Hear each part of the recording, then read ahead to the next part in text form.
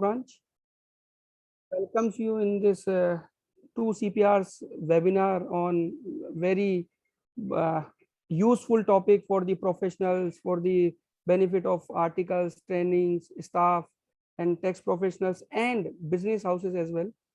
क्योंकि आज मैक्सिमम अपन north India की अगर बात करते हैं तो कहीं ना कहीं टेली का जो प्रचलन है वो कहीं ज़्यादा है मेंबर्स के बीच में, बिजनेस हाउसेस के बीच में। और इसी का अभी एक नया वर्जन टेली जो प्राइम आया है उसका 2.0 वर्जन भी आया है।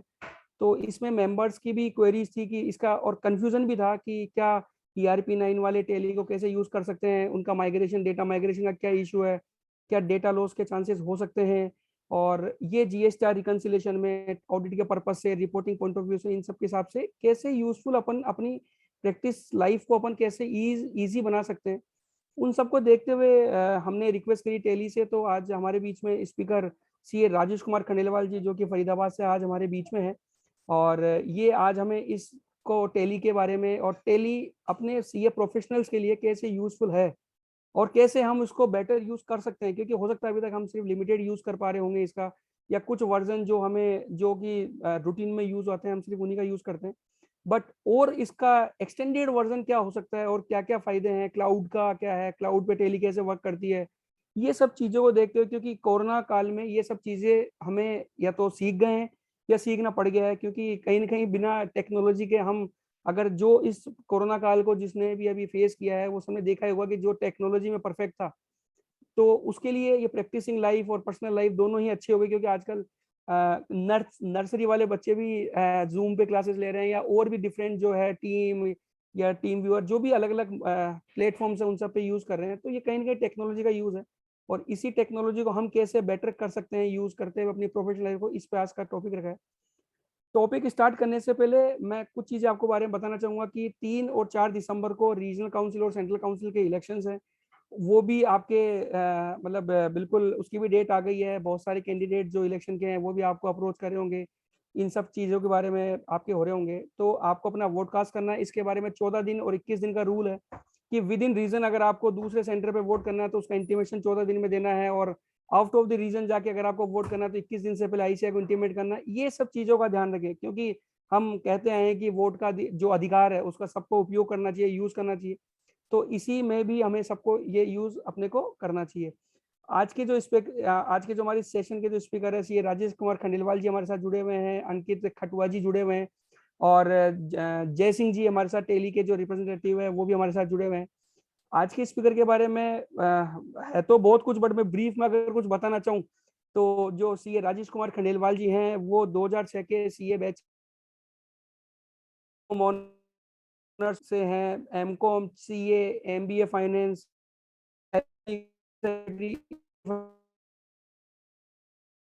जो ईसा जिसके अपन बात करें डीसा का कोर्स इन्होंने किया हुआ है, और फॉरेंसिक FFD कोर्स सर ने किया हुआ है, और certified resource person for SEBI for financial education वो किया हुआ है, और GST के जो फैकल्टी है उनमें भी राजेश सर एम्पैनल्ड है। Welcome Rajesh sir, Jaipur branch आपका हार्दिक स्वागत करता है, और मेंबर्स की तरफ से और जयपुर ब्रांच की तरफ से आपका हार्दिक स्वागत है। और अब मैं ज़्यादा वक्त नहीं लेते हुए मैं राजेश सर से रिक्वेस्ट करूंगा कि आप सेशन को आप आगे कंटिन्यू करिए और हमारे मेंबर्स को एनलाइटन कीजिए। Over to Rajesh sir. Thank you Kuldeep ji. Program start करने से पहले I want to convey my sincere thanks to the Jaipur CA branch who gives me this opportunity to share my little knowledge on this topic, technological topic, tally. और साथ के साथ ही tally को भी thank you कहना चाहूँगा, जिन्होंने एक इवेंजलिस्ट के रूप में मुझे अपने साथ अटैच किया हुआ है। टैली ने different part of this country total 25 evangelist की एक टीम बनाई है जो टैली यूज करते हैं हम लोग। उसके अंदर क्या क्या निटिग्रिटीज है उनको समझाने के लिए उनमें मैं भी एक हूँ। तो जयपुर CA ब्रांच के साथ साथ टैली को भी मैं थैंक यू करना चाहूंगा। कुलदीप जी, आपने मुझे मौका दिया। यस, डेफिनेटली आपने कहा कोविड के अंदर जो सिचुएशन आई है, अब हमें ये सोचना पड़ रहा है कि हम अपने ऑफिस में बैठ के काम करें या वर्चुअल ऑफिस बना लें। वास्तव में क्या हमें ऑफिस जाने की जरूरत है या हम घर से ही काम कर लें? आज की डेट में हम देख रहे हैं जो सॉफ्टवेयर वाली कंपनीज है ना, वो तो अपने एम्प्लॉय को बुला के राजी नहीं है। क्यों? क्योंकि उनको लगने लग गया है कि उनकी कॉस्टिंग बच रही है इलेक्ट्रिसिटी का, और जो दूसरे उनके ऑफिस एक्सपेंडिचर हो सकते हैं ना, बहुत सेविंग हो रही है। और इवन ऐसा भी हुआ है कोविड के टाइम पे सैलरी को 20% 50% तक हाइक कर दिया गया, इंक्रीज कर दिया है। तो मुझे लग रहा है कुछ लोगों के लिए बहुत ब्लेसिंग्स रहा और मेरी संवेदनाएं हैं उन लोगों के लिए जो इस बीमारी की वजह से चले गए। मैं आपको एक और अपने बारे में बताना चाहता हूँ। मैं तो कहूंगा मेरे लिए ये कोविड एक ब्लेसिंग रहा। क्यों रहा? क्योंकि अगर ये कोविड नहीं आता तो हम कभी भी यूट्यूब, टेक्नोलॉजी, वेबिनार इसकी तरफ जा ही नहीं पाते। और जब जा नहीं पाते तो हमें पता नहीं चलता कि मैं कितनी बार कई बार मैं चंडीगढ़ गया, मैं रुद्रपुर गया, मुंबई गया और छत्तीसगढ़ में गया। उसके बाद मैं पूरा यूपी घूमा। मैंने आने जाने में सर सुबह से शाम हो जाती है और यहाँ पर अब मुझे केवल आपको 2 घंटे का वेबिनार देना है। मैं अपने ऑफिस में बैठा हूँ, 2 घंटे में फ्री हो जाऊंगा सर। और सबसे बड़ी बात तो ये है कि फॉर्मेलिटीज के अंदर इतना टाइम लगता था वो सब खत्म हो गई। तो ब्लेसिंग भी है और मैं दोबारा से बता रहा हूँ मेरी संवेदना है उनके प्रति जो इस दुनिया को छोड़ के चले गए। अब हम अपने टॉपिक पे आते हैं सर। देखिए टैली मैंने जब से सबसे पहले मैंने ना कंप्यूटर को सीखने से पहले मैंने टैली स्टार्ट किया। मैंने फर्स्ट टाइम टैली स्टार्ट किया था 1993 से और तब से लेके अब तक टैली के बहुत सारे वर्जन आ चुके हैं। पहले डॉस बेस्ड हुआ करता था, 4.5 हम चलाते थे, फिर 5.4 आया, फिर 6.3 आया, फिर 7.2 आया। उसके बाद में टैली ईआरपी आया, ऑडिटर वर्जन आया, अब टैली प्राइम और इवन अब तो टैली प्राइम का लेटेस्ट वर्जन 2.0 आ चुका है। अब मैं ये प्रोग्राम आपको क्यों दे रहा हूँ? मैं ये प्रोग्राम आपको इसलिए दे रहा हूँ, अभी जो कुलदीप जी ने बोला, हमारे आर्टिकल्स, हमारे टैक्स प्रोफेशनल, हमारे बिजनेसमैन, मैं ये कहता हूँ सबसे पहले तो ये जो टैली प्राइम आया है ना, चार्टर्ड अकाउंटेंट के लिए बहुत बेनिफिशियल है, टैक्स प्रोफेशनल के लिए बहुत बेनिफिशियल है। अगर आप टैली प्राइम को यूज करेंगे ना, मैं आपको ये एश्योरेंस दे रहा हूं सर, आपका एक छोटा सा एग्जांपल लेता हूं, जीएसटीआर 9 और 9C बनाने में जब आपका किसी एक पर्टिकुलर एक मिडल लेवल की जो कंपनी होती है ना, अगर मान लीजिए पूरा दिन लगेगा ना, तो मैं आपको एश्योरेंस दे रहा हूं सर, आप 3 घंटे में 2 घंटे में जीएसटीआर 9 बना पाएंगे। इवन आप तब भी बना पाएंगे जब आप टैली प्राइम को कंप्लायंस की तरह यूज नहीं करते। कंप्लायंस की तरह यूज नहीं करने से मेरा मतलब है आप जीएसटीआर 1 टैली प्राइम से फाइल नहीं करते, आप जीएसटीआर 3 भी टैली प्राइम से फाइल नहीं करते, उसके बावजूद भी मैं आपसे ये कह रहा हूं अगर आप टैली प्राइम को, इवन आपने टैली ईआरपी 9 भी अगर यूज किया होगा उस तरह से, तो आपका जो टाइम पूरा एक दिन जीएसटीआर 9 और 9C बनाने में लगता है ना, जो तरीका मैं आपको बताऊंगा ये पता है आपको, मैं आपको इसमें कोई नई चीज बताने वाला नहीं हूं, बस आपको एक वे बता दूंगा और अगर आपने उसको फॉलो कर लिया ना, तो जहां पर आपकी जीएसटीआर 9 को बनाने में 8 घंटे लगते हैं, वहां पर आप 2 से 3 घंटे में वो काम कर पाओगे।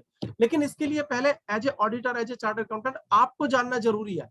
जब आप जान जाओगे तो आप अपना वो काम अपने अकाउंटेंट से, अपने स्टाफ से, अपने आर्टिकल से करा पाओगे।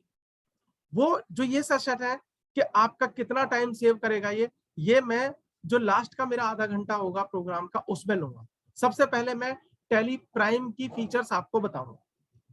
इसके लिए मुझे आपको अपनी जो स्क्रीन है वो मैं शेयर कर रहा हूं और मैं लाइव दिखाऊंगा आपको कि कितना आपका टाइम सेव हो रहा है और हो सकता है अगर आप ये टैली प्राइम यूज करते हैं। कुलदीप जी स्क्रीन विजिबल है? Yes sir. ये सर स्क्रीन है, आपने कई बार देखी होगी, टैली ईआरपी में भी देखी है और टैली प्राइम में आपके सामने है, बस थोड़ा सा कलर चेंज हो गए हैं और थोड़ा सा नेचर है, डिस्प्ले है, वो सब चेंज हो गया। कोई बात नहीं, होली भी आती है, दिवाली भी आती है, कलर भी आते हैं, आतिशबाजी भी होती है, तो ये भी आप इसी तरह समझ लीजिए। आपका पहले टैली प्राइम का सिंपल वर्जन था, अब अपडेटेड वर्जन है 2.0। मैं आपको सबसे पहला जो इंपॉर्टेंट एस्पेक्ट इसके अंदर बताने जा रहा हूं, हम लोग क्या करते हैं एज ए चार्टर्ड अकाउंटेंट, मैं भी उसमें अपने आप को शामिल कर लेता हूं सर। हम क्या करते हैं, हम इसको सिर्फ एक डाटा एंट्री पर्पज से यूज करते हैं। इसके बाद हमें क्या करना होता है, मान लीजिए हमें स्टॉक की रिपोर्ट निकालनी है, ट्रायल बैलेंस निकालना है, 180 डेज के क्रेडिटर्स निकालने हैं, डेटर क्रेडिटर की एजिंग करनी है मुझे, या मान लीजिए मैं क्या करता हूं, मैं बैलेंस शीट बनाता हूं, कभी टैली पे विश्वास ही नहीं करता, मैं तो टैली से डेटा लेता हूं और बैलेंस शीट अपना एक्सेल में ड्रॉ करता हूं। जब तक एक्सेल में ड्रॉ करता हूं मुझे तसल्ली नहीं आती, मैं पिछली वाली बैलेंस शीट उठाता हूं एक्सेल और मैं क्या करता हूं उसको 2021 का जो डेटा बनाऊंगा ना, कंपनी एक्ट में भी तो ऐसे ही करता हूं, एक्सेल में बनाते हैं हम लोग, मैं भी बनाता हूं सर, कोई इशू नहीं है। लेकिन टैली के अंदर एक बहुत बढ़िया फीचर आ चुका है टैली प्राइम में, वो फीचर बिल्कुल गूगल जैसा है। अगर हमें एक इंफॉर्मेशन चाहिए तो हम गूगल में टाइप करते हैं, क्या टाइप करते हैं, नोटिफिकेशन नंबर 8/2018, इतना ही हम टाइप करते हैं। या अगर हमें नोटिफिकेशन नहीं पता तो हम टाइप करते हैं GST rate on used vehicle. आपको पता है ना, इसका एक नोटिफिकेशन है, नोटिफिकेशन नंबर 8/2018 जो 25 जनवरी 2018 को आया था। अब हमने एक इंफॉर्मेशन डाली, GST rate on unused vehicle, sorry used vehicle. Google क्या करेगा, 1,00,000 पेज खोल देगा हमारे सामने। अब हमें उसमें से ढूंढना पड़ता है कि कौन सी इंफॉर्मेशन हमारे लिए फायदेमंद है। ऐसा ही कुछ फीचर टैली ने अपने यहां पर दे दिया है। आप देखिए, आपको ना बिल्कुल स्ट्रेट फॉरवर्ड बीचों बीच में एक कमांड नजर आ रही है, गो टू की। सर ये गो टू की एक कमांड नजर आ रही है आपके सामने, है ना। अब ये गो टू क्या है, ये गो टू गूगल का ही एक भाई है। अब एक क्वेश्चन अराइज होता है, क्या इस गो टू कमांड के लिए नेट का ऑन होना जरूरी है? क्या नेट की कनेक्टिविटी चाहिए टैली में? बिल्कुल नहीं चाहिए। मैं आपको अपनी प्रेजेंटेशन में जहां जहां टैली की कनेक्टिविटी, सॉरी नेट की कनेक्टिविटी चाहिएगी वो बताऊंगा। तो सबसे इंपॉर्टेंट कमांड जो मुझे पसंद आई और आपको भी आनी चाहिए, as a chartered accountant, as a tax professional, हम आर्टिकल्स या बिजनेसमैन की बाद में बात करेंगे। मुझे ये नहीं पता होता कि कौन कौन सी रिपोर्ट मैं टैली से निकाल सकता हूं। हम क्या करते हैं, जब कोई रिपोर्ट निकालनी होती है ना, तो हम क्या करते हैं, डिस्प्ले में जाते हैं, अकाउंट्स में जाते हैं, डिस्प्ले मोर रिपोर्ट में चले गए। बहुत ज्यादा हमने क्या कर लिया, ट्रायल बैलेंस देख लिया। ट्रायल बैलेंस देखने के बाद में हम ज्यादा क्या करते हैं, बुक्स ऑफ अकाउंट में चले जाते हैं, स्टेटमेंट ऑफ अकाउंट में चले जाते हैं। हम लोग क्या करते हैं, एक पर्टिकुलर लेजर में चले गए, भाई मुझे सेल का लेजर चाहिए, परचेज का लेजर चाहिए, पार्टी का लेजर चाहिए, उससे आगे सोच ही नहीं पाते, क्योंकि हमारी रिपोर्ट का जो दिमाग में बैठा हुआ है ना, टैली तो सिर्फ यही देगा। अब देखिए, मैं एक छोटा सा एग्जांपल लेता हूं। मान लीजिए मुझे नेगेटिव स्टॉक रिपोर्ट चाहिए, मुझे पेरोल का एनालिसिस चाहिए, मुझे परचेज की डिटेल चाहिए, तो आप कहेंगे कहां पॉसिबल है, क्या टैली ऐसा कोई एनालिसिस दे सकता है? देखिए मैं आपके सामने बताता हूं। ये अभी आपके सामने स्क्रीन पर ना कुछ रिपोर्ट्स नजर आ रही है, कुछ रिपोर्ट्स नजर आ रही हैं। अगर मैं काउंट करूंगा तो मुश्किल से 15 से 20 रिपोर्ट होंगी ये। आप कहेंगे भाई इसमें क्या नई बात है, ये तो पहले भी आती थी, फाइनेंशियल अकाउंट रिपोर्टिंग है, जीएसटी रिपोर्टिंग है, सारी चीज आती थी। नहीं सर रुकिए, मैं क्या करता हूँ, शो मोर पे जाता हूँ। मैंने शो मोर पे क्लिक किया, अभी आपके सामने 15-20 रिपोर्ट आ रही हैं। मैंने जैसे ही शो मोर पे क्लिक किया ना, अब आप देखिए ये रिपोर्ट कुछ बढ़ गई सर। नीचे देखिए एक 7 नंबर लिखा हुआ, थोड़ा सा डिम, आपको 7 नंबर लिखा हुआ नजर आ रहा है। तो इसका मतलब अगर मैं ये कहूं कि ऊपर मेरी पहले 20 रिपोर्ट थी, तो कम से कम सर अब 7 रिपोर्ट और बढ़ गई होंगी ना। देखिए 7 रिपोर्ट और बढ़ गई। अब ये रिपोर्ट कुछ ज्यादा हो गई है। अब क्या इससे ज्यादा भी रिपोर्ट मिल सकती है मुझे? यस मिल सकती है ना। मैंने क्या किया, शो इनएक्टिव पे क्लिक किया और मैंने एंटर कर दिया। जैसे ही मैं शो इनएक्टिव पे करता हूं, अब देखिए जो पहले एक डिम नजर आ रहा था ना 7 नंबर, अब सर वो 21 हो चुका है। इसका मतलब सर रिपोर्ट और बढ़ गई ना मेरी। कोई बात नहीं सर, अभी तो आप सोचते रहिए कि कितनी रिपोर्टिंग इसने बढ़ा दी है। इसके बाद मैंने क्या किया, मैंने किया एक्सपेंड ऑल। एक्सपेंड ऑल पे मैं जाता हूं। सर देखिए अब नीचे कितना नंबर नजर आ रहा है सर, 369 नंबर नजर आ रहा है आपको। इसका मतलब सर जहां पर मैं क्या करता था पहले, डिस्प्ले अकाउंट्स लेजर कुछ स्पेसिफिक रिपोर्ट ही मैं देखता था, अब सर आपको सिर्फ कल्पना करनी है कि मुझे ये रिपोर्ट चाहिए। आपको देखिए मैंने कर्सर दबाया हुआ है सर, वो रिपोर्ट कितनी रिपोर्ट निकलती जाए। अब मैं आपको एक एग्जांपल के थ्रू से समझाना चाहता हूं इतनी रिपोर्टिंग का मतलब क्या है और क्या ये रिपोर्ट हमारे फायदे की चीज है। बिल्कुल सर है। मैंने क्या किया, दोबारा से मैं गोटू पे गया। मेरे दिमाग में आता है मैं जीएसटी ऑडिट कर रहा हूं, मैं स्टैट्यूटरी ऑडिट कर रहा हूं, मैं कुछ भी कर रहा हूं, मेरे दिमाग में आता है कि मुझे नेगेटिव स्टॉक देखना है। क्या मेरा कोई स्टॉक नेगेटिव है? या मुझे अगर मान लीजिए मैंने पे रोल की अकाउंटिंग भी टैली में कर रखी है, तो पे रोल से रिलेटेड वेरिएंस एनालिसिस चाहिए, इंफॉर्मेशन चाहिए मुझे डेटर्स की एजिंग चाहिए। जैसे मान लीजिए मैंने एक वर्ड डाला नेगेटिव रिपोर्ट, अब मुझे पता ही नहीं मिलेगी कहाँ। आपके सामने तो ये सारी रिपोर्टिंग है, मुझे नहीं पता क्या मैं एक एक चेक करूंगा? नहीं, आपको कुछ नहीं करना, आपको सिर्फ एन डालना। नेगेटिव आपने लिखा, मैंने अभी NEGA लिखा है। आप सर ये देखिए कितने आ गए इसके बदले में आपके सामने। Negative ledger summary, negative ledger, अगर लेजर में जाना है तो लेजर में आ जाएगा, आपको स्टॉक का आइटम चाहिए तो स्टॉक में चले जाएंगे आप, नेगेटिव स्टॉक। आपको आइटम वाइज चाहिए, आपको ग्रुप वाइज चाहिए, या आपको कोई एक्सेशन रिपोर्ट चाहिए। अब मान लीजिए मैं एक काम करता हूं, इसमें चेक करता हूं क्या इस वाली फाइल में जो मैंने खोला हुआ है क्या वास्तव में कोई नेगेटिव स्टॉक है कि नहीं है। मैंने क्लिक किया, मान लीजिए मैं गया यहाँ पर सर स्टॉक ग्रुप रिपोर्ट में, ये कहता है नेगेटिव स्टॉक। मैंने क्लिक किया, क्लिक करने के बाद मैंने एंटर किया। एंटर किया, इसने मुझसे पूछा कि आपने ना एक ही गोडाउन की डिटेल डाल रखी है यहाँ पे प्राइमरी की। यस, अब प्राइमरी में मान लीजिए मेरे 5 प्रोडक्ट हो सकते हैं, 10 प्रोडक्ट हो सकते हैं। मैंने प्राइमरी में एंटर किया, जैसे ही मैंने प्राइमरी में एंटर किया, इसने मुझे दिखाया मेरा एक प्रोडक्ट है सोडियम, और इसने क्या दिखा दिया, जो ये सोडियम दिखा दिया यहां पर देखिए, इसने बता दिया कि आपकी क्वांटिटी नेगेटिव है, नेगेटिव रिपोर्ट आ रही है यहाँ पे आपकी। तो सर आपको कुछ नहीं करना, आपको सिंपल ये सोचना है कि मुझे रिपोर्ट कौन सी चाहिए। आप सर दोबारा से गो टू में जाएंगे, और गो टू में जाने के बाद में आप क्या करेंगे सर, एक एग्जांपल और लेता हूं मैं कोई दूसरी रिपोर्ट का। मान लीजिए कोई पेरोल की रिपोर्ट है, PAY। देखिए सर पेरोल स्टेटमेंट आ गई। पेरोल के रिलेशन में जो भी कुछ होगा, मैं इसको यूज नहीं करता क्योंकि मेरी जो इस वाली पार्टी के अंदर कोई बहुत ज्यादा एम्प्लॉई नहीं है, 4 या 5 एम्प्लॉई है जिनकी सैलरी जाती है, तो वो मैनुअली चेक बनते हैं, जबकि यहाँ पर भी चेक बनाने की आपकी फैसिलिटी है। तो आप जो भी सोचेंगे ना, आपकी सारी रिपोर्टिंग यहाँ पे है। आप 1-2 वर्ड डालेंगे, आपको कोई रिपोर्ट को याद रखने की जरूरत नहीं है, आपका सामने वो रिपोर्ट आ जाएगी। तो यहाँ पर सर सबसे इंपॉर्टेंट एस्पेक्ट क्या मैंने बताया, ये बिल्कुल गूगल है, ये टैली का गूगल है, और ये गो टू रिपोर्ट में है। और एक और इंपॉर्टेंट चीज सर, ये रिपोर्टिंग जब आप देखोगे ना, आप यहाँ पर भी देख सकते हो और नॉर्मल तरीके से भी जा सकते हो। जैसे डिस्प्ले अकाउंट्स लेजर में हम लोग जाते हैं, DAL शॉर्टकट कमांड में बता रहा हूं आपको, लेकिन वहां पर आपको रिपोर्ट याद रखनी पड़ेगी। यहाँ पर आपको कुछ कीवर्ड्स डालने हैं जिसकी वजह से वो रिपोर्ट आपके सामने आ जाए। तो ये सबसे पहला फीचर गोटू का मैंने बताया। अब दूसरा फीचर आप लोगों के लिए बता रहा हूं। आप ऑडिटर हैं, टैक्स प्रोफेशनल है, आपके यहाँ पे नया आर्टिकल आता है, 3 साल में उसके आर्टिकल से पूरी हो जाती है, वो छोड़ के चला जाता है। अब क्या होगा, जब नया आर्टिकल आएगा, 12th पास किया हो सकता है, फाउंडेशन एग्जाम है, उसको टैली आता ही नहीं। जब टैली नहीं आता तो आप क्या करोगे, उसको बोलोगे भाई एक काम करो, अपने आप ही देख लो, कुछ एंट्री कर लो। ऐसे ही तो होता है, हम लोग ऑफिस में कई बार ऐसा करते हैं, जब हमारे पास टाइम नहीं होता तो हम साथ में उसको क्या करते हैं, हम कहते हैं भाई राइट हैंड पे जो कमांड दे रखी है ना, वहां चले जाओ, F4 F5 F6। अब क्या होता है, वो कहता है सर मैंने ठीक है सब कुछ कमांड सीख ली।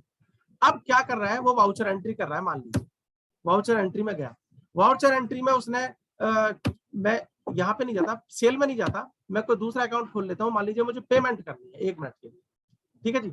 मैंने जब ये पेमेंट वाली एंट्री में गया, मुझे पेमेंट, ये एक्केम एजेंसी करके कंपनी है।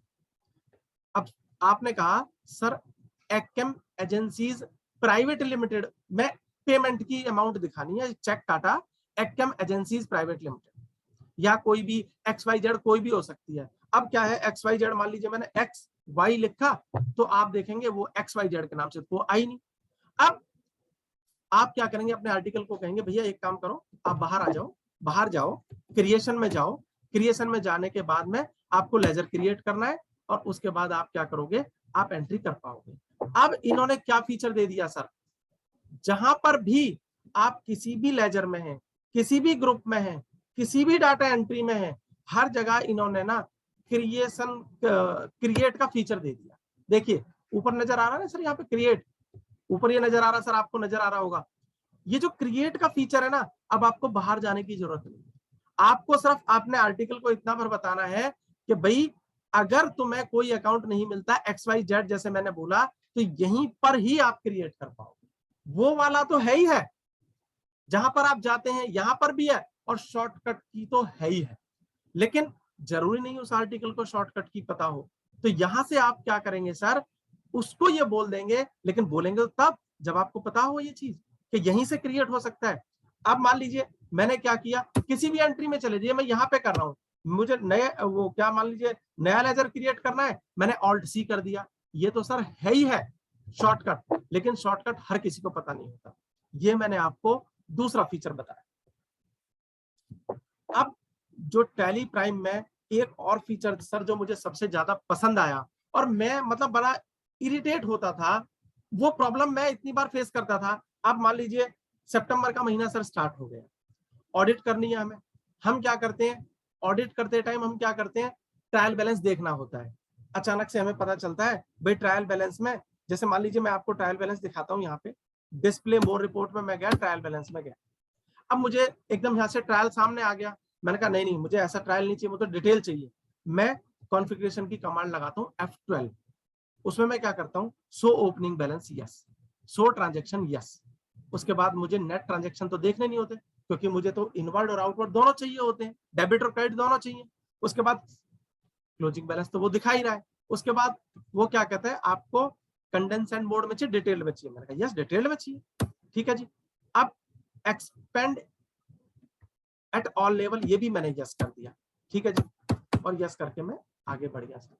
अब आप ये देखिए आपके सामने ट्रेड ट्रायल बैलेंस खुल गया। ऐसे ही हम चेक करते हैं। हम क्यों चेक करते हैं, हम ये देखना चाहते हैं भाई किसी पार्टी का, मान लीजिए मैं किसी प्राइवेट लिमिटेड कंपनी का काम कर, और उसमें मुझे पता लगा कि मान लीजिए कोई लोन अमाउंट है, और लोन अमाउंट क्या हुआ, 3 लाख रुपए का लोन इनवर्ड मतलब आया था और 3 लाख की पेमेंट कर दी। जब मैं उसको समरी फॉर्म में देखूंगा, क्लोजिंग फॉर्म में देखूंगा, तो क्लोजिंग बैलेंस तो आएगा ही नहीं। और मुझे टैक्स ऑडिट में भी रिपोर्ट करना है वो, और मुझे कंपनी ऑडिट रिपोर्ट के अंदर भी रिपोर्ट करना है। मान लीजिए रिलेटेड पार्टी ट्रांजेक्शन में दिखा रहा है मुझे।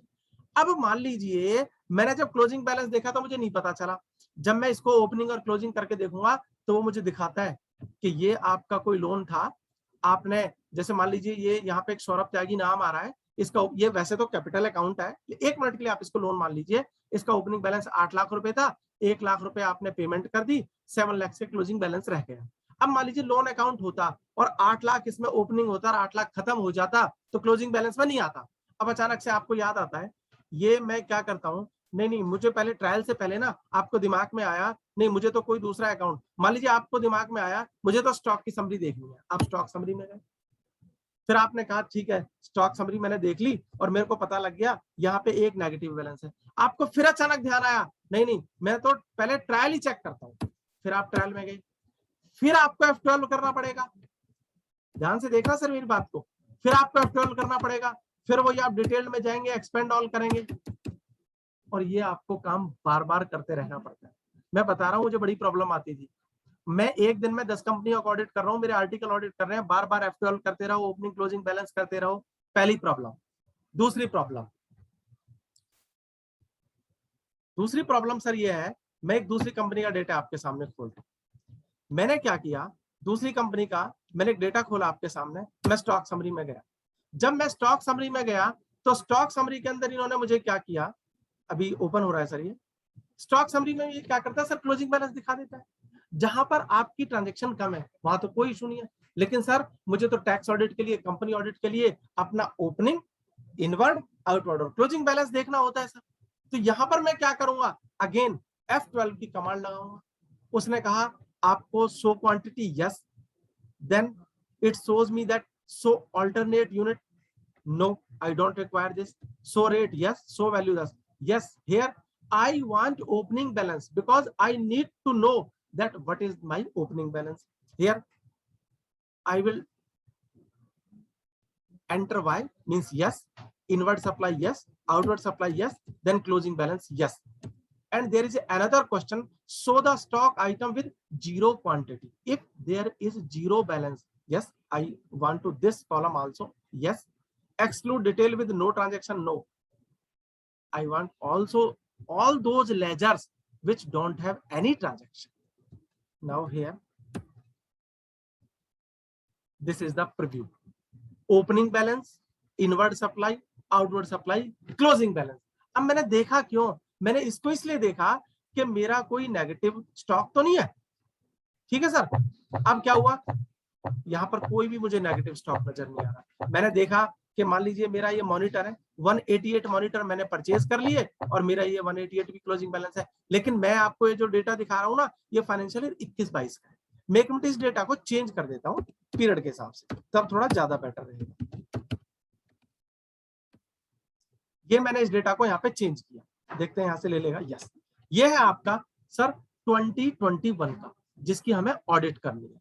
ये डेटा यहाँ पे आ गया। जब मैं टैक्स ऑडिट पर्पज से जाऊंगा तो वैल्यू के अकॉर्डिंग इसको मैं एबीसी एनालिसिस में कर सकता हूं, क्योंकि वो ये कहता है ना आपको जो टॉप 3 या टॉप 5 आपका वैल्यू के हिसाब से है, आपको टैक्स ऑडिट रिपोर्ट में डाल दीजिए। तो अब देखिए, जैसे ही मैंने देखा यहां पर मेरे को क्या एक एनालिसिस नजर आया, ये फ्रेट चार्जेस भी स्टॉक में आ रहा है।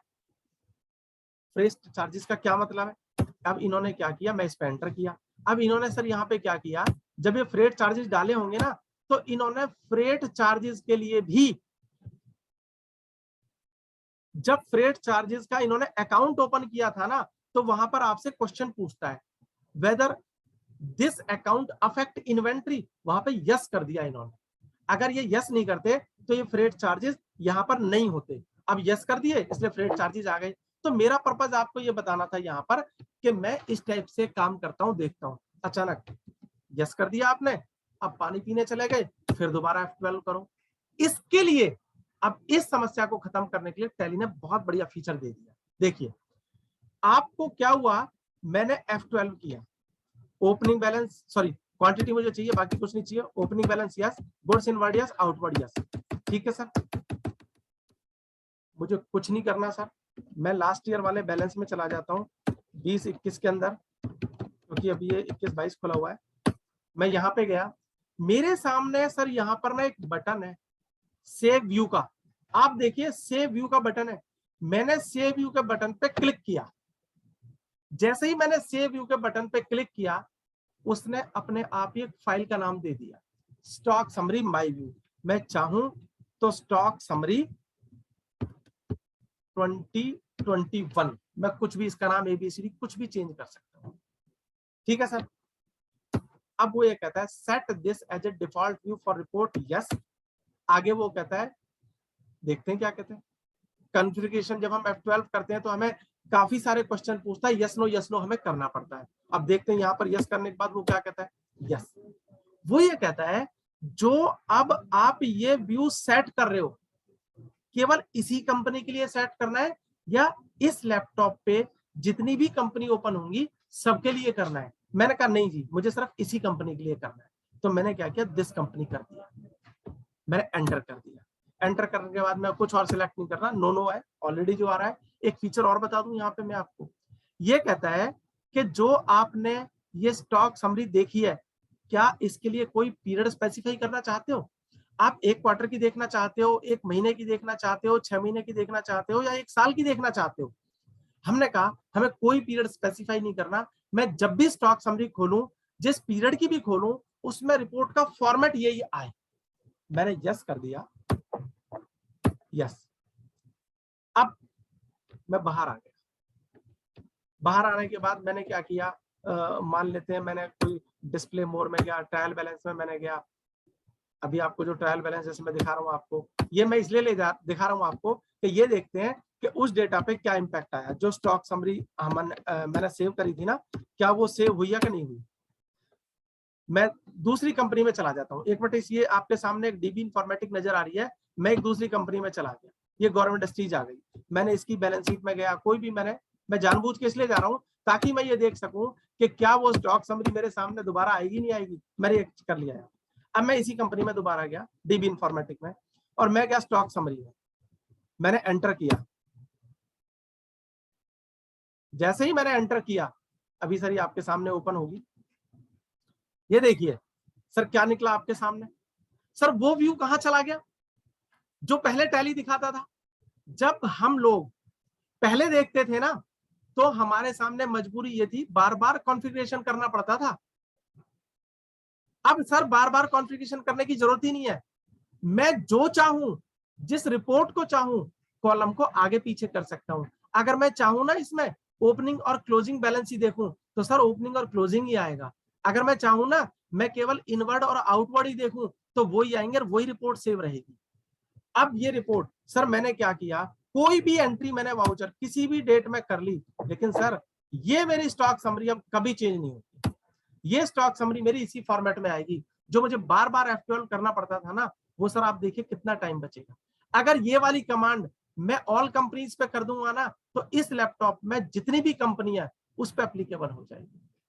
अब देखिए मैं आपको एक और चीज दिखाता हूं। मैं प्रॉफिट एंड लॉस में गया, प्रॉफिट एंड लॉस में भी तो स्टॉक समरी आती है ना, क्या यहां पर वो कमांड काम करेगी? देख लेते हैं एक बार। मैंने क्लिक किया, नहीं, यहां पर उसने काम नहीं किया। क्यों नहीं किया? क्योंकि मैंने स्टॉक समरी का फॉर्मेट अपना सेव व्यू रिपोर्ट में ले लिया, इसका नहीं लिया। अब इसके लिए मुझे क्या करना पड़ेगा? F12 करूंगा, मुझे कॉलम तो वही चाहिए ना। मैंने यस किया, ओपनिंग बैलेंस, इनवर्ट भी यस किया, ये भी यस किया, बाकी मुझे कुछ करने की जरूरत नहीं है, ऑलरेडी सेटल्ड है। मैंने यहां पर फिर अगेन सेव व्यू पे गया, ये स्टॉक ग्रुप समरी आ गई। पहले वो स्टॉक की रिपोर्ट अलग थी, ये अलग है, मैंने इसका नाम यही रहने दिया। मैंने क्या किया? यस, फिर अगेन वो मेरे से पूछता है ऑल कंपनी दिस कंपनी, मैंने दोबारा से दिस कंपनी किया। एक काम करते हैं, इस बार ना ऑल कंपनी करके देखते हैं क्या होता है। ऑल कंपनी कर दिया मैंने, उसके बाद मैंने अब ये स्टॉक देखिए मैंने एस्केप कर लिया, स्टॉक रिपोर्ट सर गायब हो गई। मुझे लग रहा है वो सेव नहीं हुआ। मैं एक मिनट के लिए F12 करता हूँ दोबारा से, नहीं sorry, opening balance yes, inward yes, outward yes. इसके बाद मैंने क्या किया सर? यस कर दिया, सेव व्यू किया, यस। पहले मैं दिस कंपनी करता हूं, उसके बाद देखता हूं। मैंने ये सेव किया सर, इसके बाद मैं बाहर जाता हूं, देखता हूं होता है कि नहीं होता। मैं पहले स्टॉक समरी में गया, स्टॉक समरी में तो मेरा वही आना ही आना है। इसके बाद मैं गया sir profit and loss account में, प्रॉफिट एंड लॉस अकाउंट में क्लोजिंग स्टॉक में चला। ये मुझे लग रहा है कुछ इशू आ रहा है, अदरवाइज तो आना चाहिए था ये। एक मिनट के लिए मैं गो टू रिपोर्ट में जाके देखता हूँ। यस, गो टू रिपोर्ट में मेरा, मैंने ऑल कंपनी और दिस कंपनी भी कर लिया।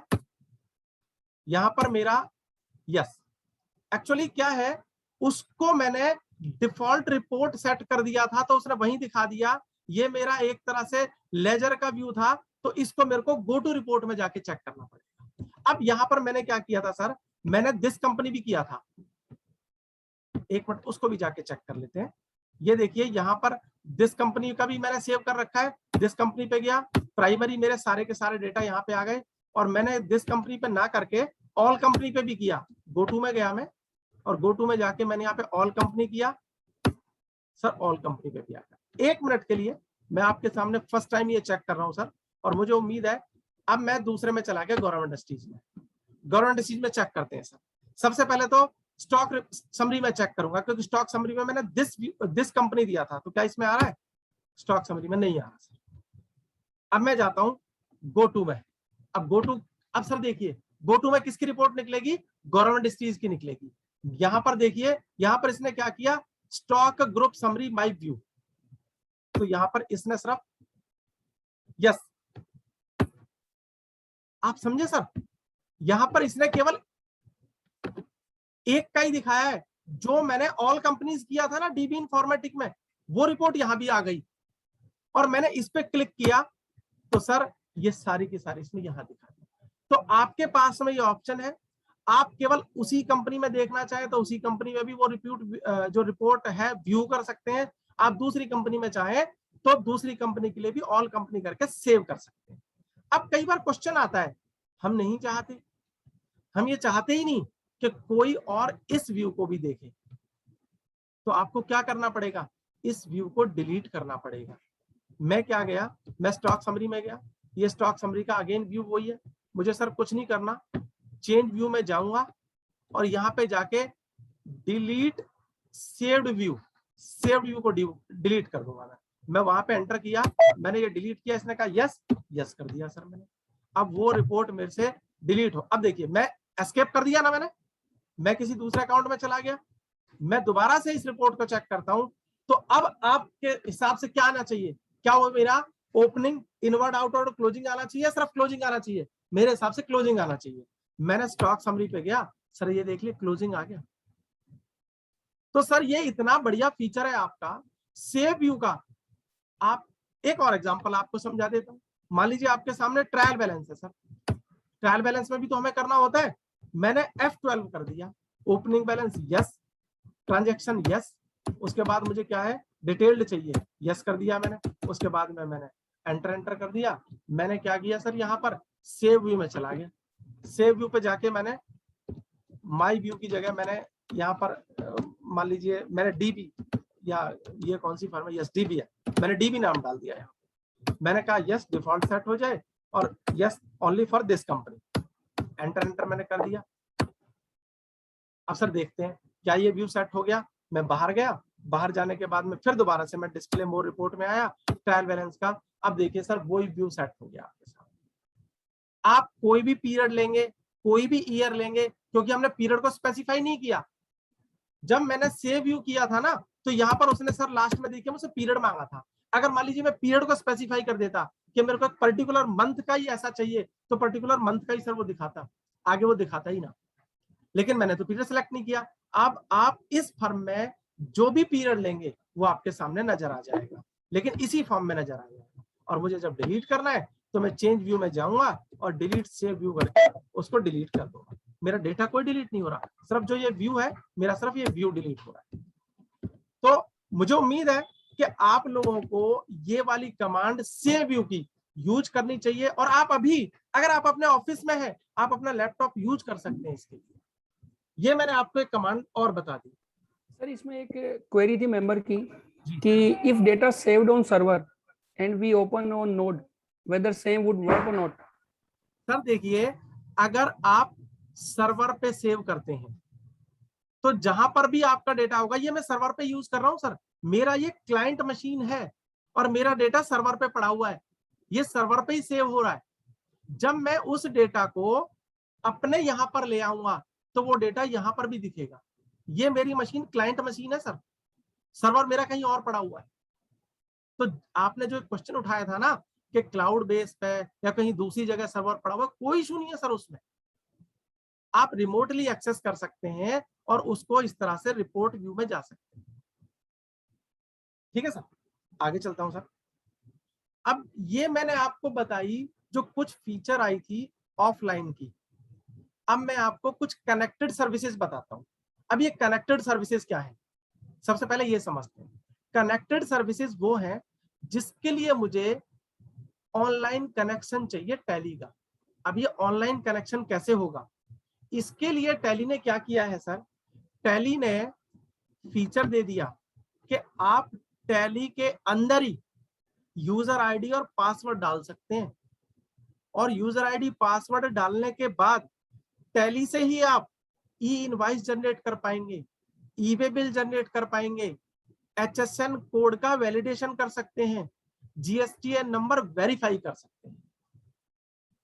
1 अप्रैल 2021 से HSN कोड मैंडेटरी कर दिया। B2C के केस में अभी ऑप्शनल है, लेकिन GSTR 1 में तो मैंडेटरी है ना। टेबल नंबर 12 में डिटेल जाती है HSN कोड वाइज और रेट वाइज, टैक्स पेयर जब अपनी GSTR 1 फाइल करता है। अब क्या होता है, B2C हमें बोल तो दिया कि B2C में HSN कोड की रिक्वायरमेंट नहीं है जब आप इनवॉइस इशू करेंगे, लेकिन जब मैं GSTR 1 फाइल करूंगा तो HSN तो मैंडेटरी है ना। तो आप ये मान लीजिए गवर्नमेंट ने इनडायरेक्टली HSN को मैंडेटरी कर दिया। अगर आपने B2C सप्लाई किया और इनवॉइस पे आपने HSN नहीं डाला, कोई इशू नहीं है, GSTR 1 में तो आप डालेंगे ना। अब प्रॉब्लम ये आती है कि हमने क्या किया, GSTR 1 तैयार कर ली और HSN कोड गलत हो गया। जब मैं उसकी जेसन फाइल को अपलोड करूंगा तो वहां पर क्या प्रॉब्लम आएगी, जेसन फाइल रिजेक्ट हो जाएगी क्योंकि HSN इनवैलिड है। उसके बाद मैं क्या करूंगा, मैं ये देखूंगा कि कौन सा HSN वैलिड है। अगर मेरे पास कोई सॉफ्टवेयर होगा तो उस सॉफ्टवेयर में जाऊंगा और सॉफ्टवेयर में जाने के बाद में अपने सारे HSN चेक करूंगा, फिर दोबारा से GSTR 1 बनाऊंगा, फिर अपलोड करूंगा। पहली प्रॉब्लम। दूसरी प्रॉब्लम, मान लीजिए HSN चेक कर लिया, GSTN नंबर भी तो गलत हो सकता है। आप किसी पार्टी को सेल करते हैं और उस पार्टी ने क्या किया, आपको यह बता दूं 1 जनवरी 2021 से सेक्शन 29 और रूल 2120A में अमेंडमेंट आ चुका है। अगर GSTR 1 और GSTR 3B में मटेरियल डिफरेंस है तो टैक्स पेयर का GST नंबर सस्पेंड किया जा सकता है। और सस्पेंशन से पता है क्या होगा, आउटवर्ड सप्लाई नहीं हो सकती, इनवर्ड सप्लाई आप नहीं ले सकते, ई वे बिल जनरेट नहीं कर सकते, आपका नंबर भी कैंसिल किया जा सकता है। अब आपने उसी पार्टी को सेल कर दिया जिसका नंबर कैंसिल हो गया था, GSTR1 आपने अपलोड करी, उसने कहा एरर है। आप सारे GSTN नंबर चेक करेंगे, GST नंबर 1 भी हो सकता है, 1000 भी हो सकते हैं, सारे चेक करेंगे। आप क्या करेंगे, या तो GSTN की वेबसाइट पर जाएंगे या आपके पास में जो सॉफ्टवेयर है उसे यूज करेंगे। अब टैली ने क्या किया, इस फीचर को इनबिल्ड दे दिया, और सर मतलब 1 या 2 सेकंड के अंदर आपका कितना भी डेटा हो HSN का, आपके पास में कितने भी GSTN हो, मुश्किल से 2, 3, 4 या 5 सेकंड के अंदर ना आप सारे वेरीफाई कर लोगे और आपको वो इमीडिएट बता देगा कि कौन से HSN वैलिड है। और आप इसको लाइव अभी कर सकते हैं, आप इसको लाइव अभी कर सकते हैं। इससे क्या होगा, आपने एक बार HSN या GST नंबर का वैलिडेशन कर लिया ना, आपको फ्यूचर में कभी प्रॉब्लम नहीं आने वाली। लेकिन इसके लिए आपको करना क्या होगा, पहले आपको मैं एक चीज करके दिखा देता हूं, फिर आप अभी क्या करेंगे, जब अपने लैपटॉप पे इसको कर रहे होंगे ना, तो आपके सामने क्वेश्चन खड़ा होगा, सर मेरे लैपटॉप पे तो ये हो ही नहीं रहा, तब मैं बताऊंगा कि प्रॉब्लम वो क्या है। मैं आपको देखो लाइव दिखा रहा हूं। मैंने क्या किया, सबसे पहले मैं सिंगल पार्टी का आपको वैलिडेट करके दिखाता हूं। मैं किसी एक पार्टी में चला गया, पार्टी में जाने के लिए मैंने क्या किया, पार्टी सिलेक्ट करनी पड़ेगी मेरे को। मैं लेजर अकाउंट में गया सर, लेजर अकाउंट में कोई भी पार्टी, मान लीजिए मैंने पहली पार्टी ले ली एक्केम एजेंसीज, मैंने इस पे एंटर किया सर। एंटर करने के बाद में मास्टर डेटा खुल गया सर आपके सामने, ये मास्टर डाटा है। अब यहां पर ध्यान रखना, जब भी आप किसी पार्टी का मास्टर डाटा बनाते हैं तो आपको किसी भी फील्ड को स्किप नहीं करना है। हम क्या करते हैं, बायपास कर देते हैं चीजों को, और आपको पता है ना सर, जब बायपास कर देते हैं तो एक्सीडेंट बहुत होते हैं, इसलिए आपको अपनी लेन में ही रहना है ताकि एक्सीडेंट ना हो। आपने सारे फील्ड को भरना है। आप देखिए यहां पर नीचे इसका GST नंबर आ रहा है, ये पार्टी का नाम है, जो कस्टमर है इसका नाम है सर एक्केम एजेंसीज, और ये इसका नीचे GST नंबर दे रखा है 0688DPA8808P1ZH। आप अपना लैपटॉप ऑन कर लीजिए सर, टैली प्राइम आपके पास है वो ऑन कर लीजिए, आप भी इसी तरह से सर सामने रखिए जैसे मैं कर रहा हूं, आप भी करिए सर।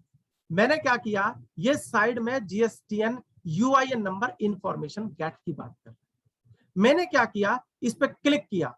जैसे ही मैंने इस पे क्लिक किया, ये मुझसे पूछ रहा है मुझे कनेक्ट करना है, कहां से कनेक्ट करना है, GSTN की वेबसाइट।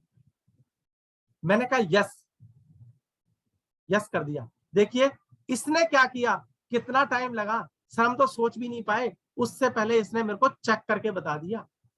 इससे पहले उसने मेरे को सर चेक करके बता दिया, क्या चेक करके बता दिया, ब्लू लिंक में as per portal trade name है एक्केम एजेंसीज, और इसका एड्रेस है ये वाला, और ये आपका रेगुलर है, स्टेटस एक्टिव है, और ईबे बिल के लिए ये ब्लॉक्ड नहीं है, अनब्लॉक्ड। एक दूसरी फर्म का चेक करते हैं आपके सामने, क्योंकि अभी आपके लैपटॉप पे जो आप चेक कर रहे हो ना, वो चेक नहीं कर पा रहे, इसलिए मैं आपके लिए दूसरी फर्म का चेक कर रहा हूँ। मान लीजिए यह है एक अग्रवाल ट्रेडिंग कंपनी, मैंने इस पे क्लिक किया, यहां पर भी GST नंबर आ रहा है। मैंने क्या किया, यहाँ पर गेट GST जो डिटेल है उस पर गया, मैंने क्लिक किया इस पे, अगेन मुझसे पूछता है भाई मुझे कनेक्ट करना पड़ेगा, मैंने यस किया, यस में इसने क्या किया, फिर दिखा दिया इसने अग्रवाल ट्रेडिंग कंपनी पूरा नाम है, इसके बाद इसने वो एड्रेस भी उठा लिया, रजिस्टर्ड है, एक्टिव है, अनब्लॉक्ड है। एक पार्टी और लेते हैं, अभी मैं ए पे चेक कर रहा था, कोई एक मेरे को पार्टी ध्यान आ रही है, मान लीजिए यूनाइटेड मार्केटिंग पार्टी है, इसका मैं चेक करने की कोशिश करता हूं। वैसे तो मैंने अभी थोड़ी देर पहले चेक किया था इसका, एंटर किया मैंने, एंटर करने के बाद में मैं यहीं पे गया, फिर से गेट GSTN पे गया, इसने कहा यस, मैंने यस किया। इसने देखिए क्या दिखाया मेरे को, इसने दिखाया रजिस्ट्रेशन इसने रेगुलर में ले रखा था, लेकिन स्टेटस कैंसिल्ड है, ये नंबर कैंसिल हो चुका है, और ईवे बिल ब्लॉक्ड है। जब नंबर कैंसिल है तो डेफिनेटली ईवे बिल ब्लॉक है ना। तो अब मैं आपसे क्वेश्चन पूछता हूं, और मुझे आप चैट बॉक्स में प्लीज आंसर करके बताइए, क्या आप वैलिडेट कर पाए मेरे साथ में, यस या नो, प्लीज आंसर करिए सर, क्या आप वैलिडेट कर पाए, यस या नो, कोई भी आंसर दीजिए। आयुषी का कहना है यस, आयुषी बढ़ाया, एक का ही आंसर है, सारे लोग, सीए पवन जी का भी कहना है यस। अच्छा, सिर्फ 2 लोगों ने किया? कोई ऐसे भी हैं जिन्होंने कोशिश की लेकिन उनका तो वैलिडेट ही नहीं हुआ? वो भी आंसर करिए। अच्छा, सबने किया है, सभी यस कह रहे हैं, जितेंद्र कुमार जैन जी हैं, नूतन जी हैं, सब यस कह रहे हैं। नो किसी का आंसर है ही नहीं। नो वाला भी तो होगा कोई सर, नहीं हुआ तो कोई बात नहीं, नई चीज है, धीरे धीरे सीखेंगे। अच्छा, मुझे लग रहा है ये कमांड सबको पता थी, सबका हो गया, कोई भी नो नहीं है। राजेश जी, एक स्मॉल रिक्वेस्ट, आप यहाँ तक पहुंचने के लिए जो प्री रिक्विजिट का रिक्वायरमेंट है वो बता रहा हूँ सर, इसलिए तो मैं पूछ रहा था कि मेरे को ये कोई आंसर मिले ना नो, अब मैं वो बताऊंगा सर। लेकिन उससे पहले मैं एक चीज और यहां पर सर बता दूं, ये तो मैंने किया सिंगल। अब क्या मैं 1 गो में सारे वैलिडेट कर सकता हूं? बिल्कुल कर सकता हूं। मुझे डिस्प्ले मोड रिपोर्ट में जाना है, उसके बाद में मैं क्या कहूंगा, स्टैट्यूटरी रिपोर्ट में जाऊंगा, जीएसटी रिपोर्ट में अपडेट पार्टी जीएसटीआईएन मैंने यहां पे एंटर किया। एंटर करने के बाद मैंने कहा जितने भी मेरे लैपटॉप में पार्टी है ना, मेरा सबका आप वैलिडेट कर दो। ठीक है सर, मैंने क्या किया, मैंने ऑल लेजर पे चला गया और ऑल लेजर पे जाने के बाद मैंने इसको गेट जीएसटी इंफॉर्मेशन, वहां सिंगल पे था, यहाँ पे सब कर रहा हूं, क्लिक किया, वो पूछता है ऑल जीएसटीएन, यस कर दिया मैंने। उसने कहा कनेक्शन करना है, यस, मैंने यस कर दिया। अब देखिए 48 इसको मिल गए, वैलिडेट करना है सर ये ऑनलाइन। अभी देखते हैं कितना टाइम लगा सर, कुछ सेकंड लगे सर, और इसने बोल दिया कि मैंने 48 इंफॉर्मेशन रिसीव्ड करी है, और उसने ये बता दिया, जैसे ये यहाँ पे लिखा रहा है sir no send, not send. अब जो नॉट सेंड है ना, उसका मतलब ये हुआ ये तो मेरा बैटरी और इन्वर्टर का अकाउंट था, मैंने इसको भी भेज दिया वेरीफाई करने के लिए, तो इसने भेजा ही नहीं। तो जहां जहां मेरा रेगुलर है रेगुलर दे दिया, जहां पर मेरी कोई प्रॉब्लम है वो ये मेरे को प्रॉब्लम दे देगा। तो यहाँ पर मुझे लग रहा है, अच्छा मैं बाहर आ गया, अदरवाइज जो यूनाइटेड मार्केटिंग का था वहां पर इसने रेड कलर दिखाया है, मैं उसको अभी दिखा नहीं पा रहा आपको। क्यों रेड कलर दिखाया है? क्योंकि वो तो ब्लॉक्ड था, वो नंबर कैंसिल था। अभी अंकित जी ने बोला कि जिनका ये वेरीफाई नहीं हो पा रहा होगा क्या करेंगे।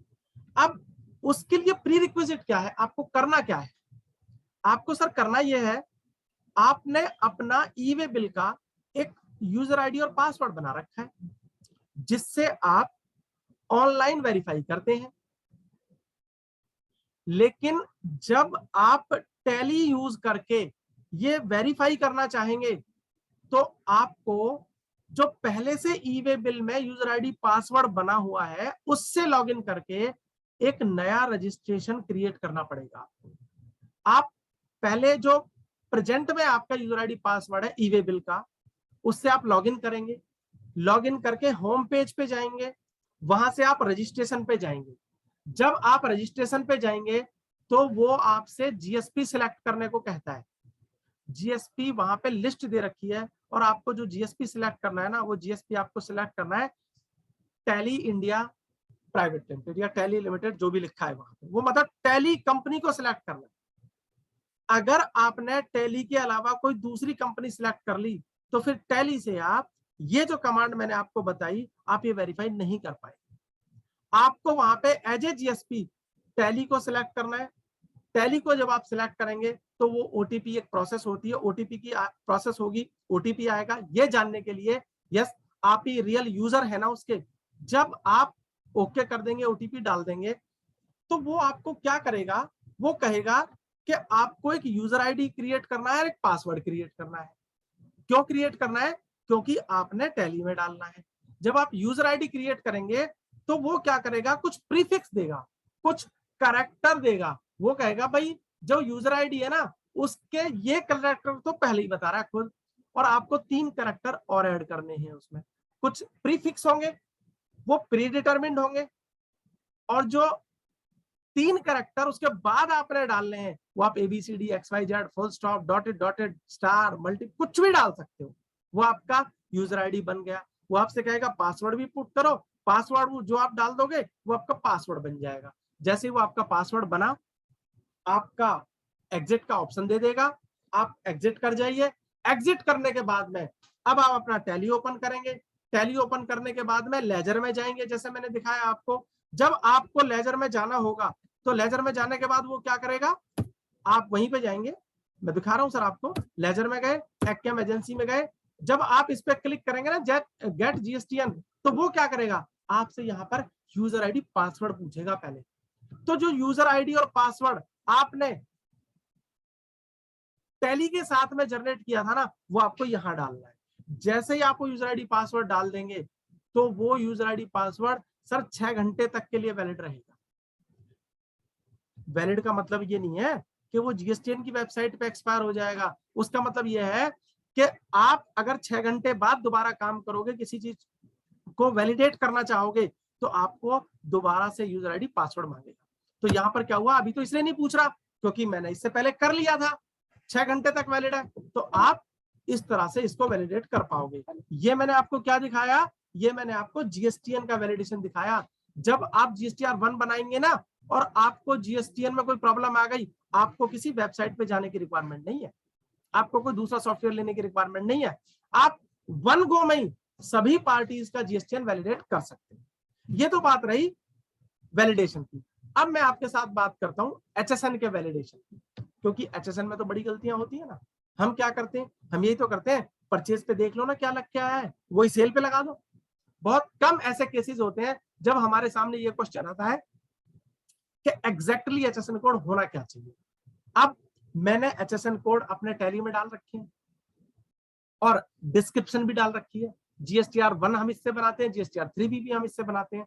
तो मुझे ये वेरीफाई करना है कि जो एचएसएन कोड मैंने लिया है वो एचएसएन कोड वैलिड है या नहीं है। इसके लिए बहुत बढ़िया फीचर दे रखी है, अदरवाइज तो हम बाहर जाते हैं पता ही नहीं चलता। कभी हम जीएसटीएन की वेबसाइट पर जाते हैं, कभी हम लोग कस्टम की वेबसाइट पर जाते हैं, टैरिफ निकालते हैं, एचएसएन एसएससी कोड, वो सब चीजें निकालते हैं, लेकिन फिर भी हम श्योर नहीं होते कि जो एचएसएन कोड डाल रहे हैं हमारे लिए वो वैलिड है कि नहीं है। तो हमने क्या करना है, एचएसएन कोड का वैलिडेशन बता रहा हूं सर आपको।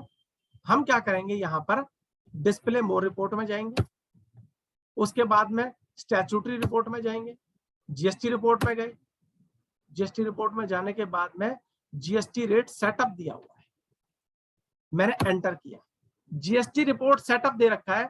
अब आप देखिए यहां पर आपके सामने जो मेरे एचएसएन कोड है और उन पे रेट एप्लीकेबल हो रहा है उसकी डिटेल सामने आ गई। ठीक है जी। अब जब उसकी डिटेल सामने आ गई, ये देखिए आपका ये यहाँ पे आ रहा है जी बोरेक्स पाउडर, और इसका लास्ट में 2090 है। एक मैं और ले लेता हूं यहाँ पर, जैसे मान लीजिए ये वाला लीजिए, मॉडिफाइड स्टार्च, यहाँ पर 1090 आपको नजर आ रहा होगा। फिर अगेन सर एक और आ रहा है पेस्टिंग कंपाउडर, इसका एचएसएन कोड भी सेम है और ये भी एचएसएन कोड सेम है, और ये देखिए ये एचएसएन कोड भी सेम है, और सर ये एचएसएन कोड भी सेम है। अब एक ही एचएसएन कोड है, नाम अलग अलग है, तो क्या वैलिडेट करेगा? और हमें वैलिडेशन के लिए ये कैसे पता चलेगा कि सही नाम क्या है? हम एक ही प्रोडक्ट को अलग अलग नामों से बेच रहे हैं। कंप्यूटर को हम कंप्यूटर भी कह देते हैं, लैपटॉप भी बोल देते हैं, डेस्कटॉप भी बोल देते हैं, ऐसे ही होता है ना। तो इसके लिए मुझे क्या करना पड़ेगा, मेरे पास ऑप्शन है, मेरी जितनी भी एचएसएन की डिटेल है ना, मैंने सबको सिलेक्ट कर लिया, मैंने सबको सिलेक्ट कर लिया, मुझे कुछ नहीं करना। यहां पर गेट एचएसएन एसएसी इंफॉर्मेशन आ रही है सर, दिख रही है आपको? यहां पर गेट एचएसएन एसएसी इंफॉर्मेशन, मैंने इस पर क्लिक किया सर। जब मैंने इस पर क्लिक किया, अगेन याद करिए, जब मैंने आपको जीएसटीएन का वैलिडेशन कराया था तो उसने मुझे बताया था कि मुझे वेबसाइट पे कनेक्ट करना है, वेबसाइट पे कनेक्ट करना है। यहां पर भी ये पूछ रहा है, जब आप फर्स्ट टाइम करेंगे मॉर्निंग में तो आपसे यूजर आईडी पासवर्ड पूछेगा, और यूजर आईडी पासवर्ड कौन सा होगा? वही वाला होगा जो मैंने अभी आपको क्रिएट करवाया था टैली के साथ जीएसपी यूज कर। आपने टैली को जीएसपी मानते हुए जो क्रिएट किया था, मैंने यहाँ पे यस किया, मैंने यस किया। देखिए ऑनलाइन हो रहा है सर ये सारा काम, आपके सामने ये फीचर आ गई सर। ये फीचर क्या है, ये देखिए, इसने मुझे एचएसएन कोड निकाल के दे दिए। अब मैंने आपको 3 या 4 आइटम दिखाए थे जिनमें एचएसएन कोड सेम था लेकिन नाम अलग अलग था, है ना। अब देखते हैं सर, वो था सर आपका कौन सा वाला, 1090, ये सर लास्ट वाला था। इसने सबको कंबाइन करके दिखा दिया कि भाई आपका इस कैटेगरी में आता है वो। और इसने एक और दिखा दिया यहाँ पे, सोडियम कार्बोक्सीमेथी, ये आपका एचएसएन कोड गलत है। तो हमने क्या किया, जब अपनी GSTR1 फाइल करी उससे पहले ही पता लगा लिया ना कि इससे पहले कि मैं ऑनलाइन अपलोड करूं, जेसन क्रिएट हो, एरर आ जाए उसमें, फिर दोबारा से मैं जाऊं HSN को ठीक करूं, आपने सर यहीं से उसको वेरीफाई कर लिया। तो यहां पर आपको बाहर जाने की जरूरत नहीं पड़ी और ये काम आपका आसान हो गया। इस तरह से कनेक्टेड सर्विसेज में आपको 2 सर्विसेज बताए। अब मैं कनेक्टेड सर्विसेज में एक और सर्विस बताने जा रहा हूं सर।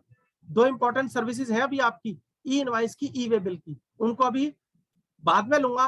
पहले एक और सर्विस है सर, मैं मुंबई चला गया और मेरा ऑफिस में टैली पे काम चल रहा है।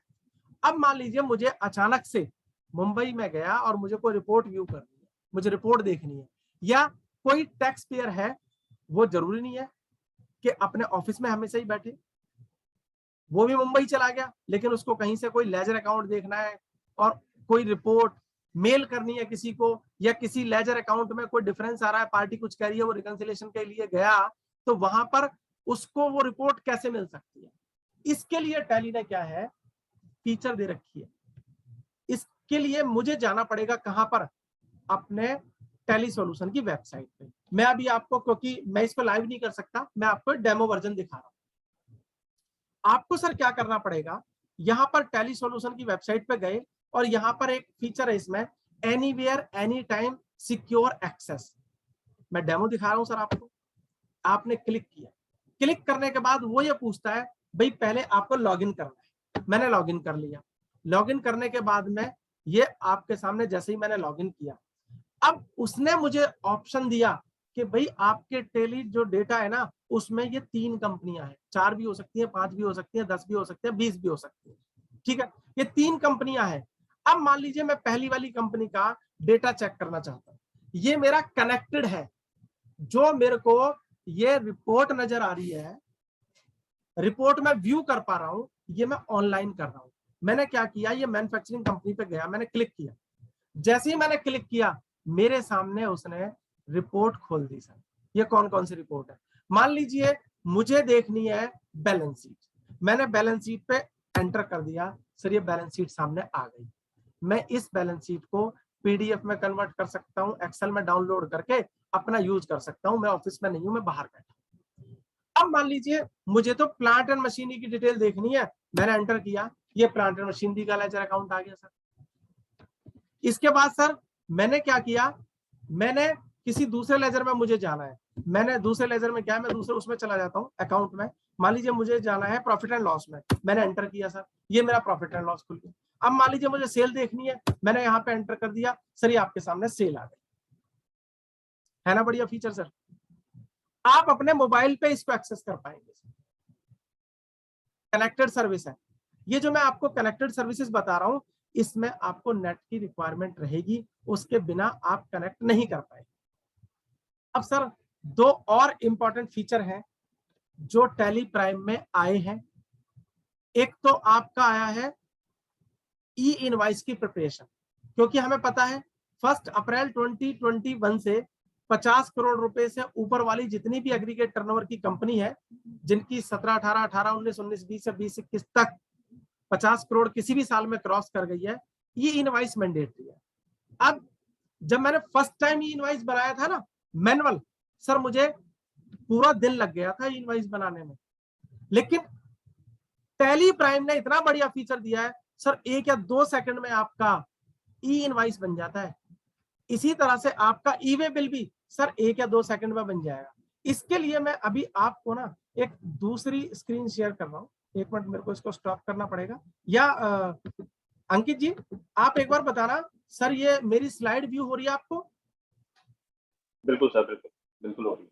थैंक यू जी। मैं सबसे पहले आपको ई वे बिल के बारे में बताता हूँ सर।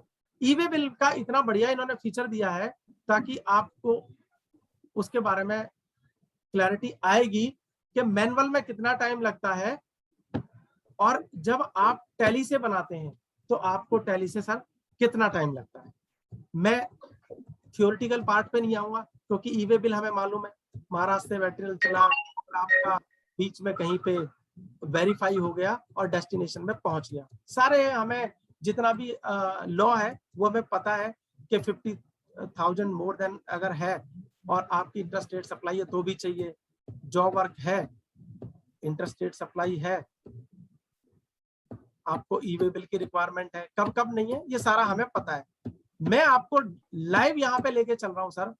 सबसे पहले जब आपको ई वे बिल बनाना है, जब आपको ई वे बिल बनाना है तो ई वे बिल बनाने में देखिए कितना टाइम लगता है। सबसे पहले आपने क्या किया, यहाँ पर लॉगिन करना पड़ता है।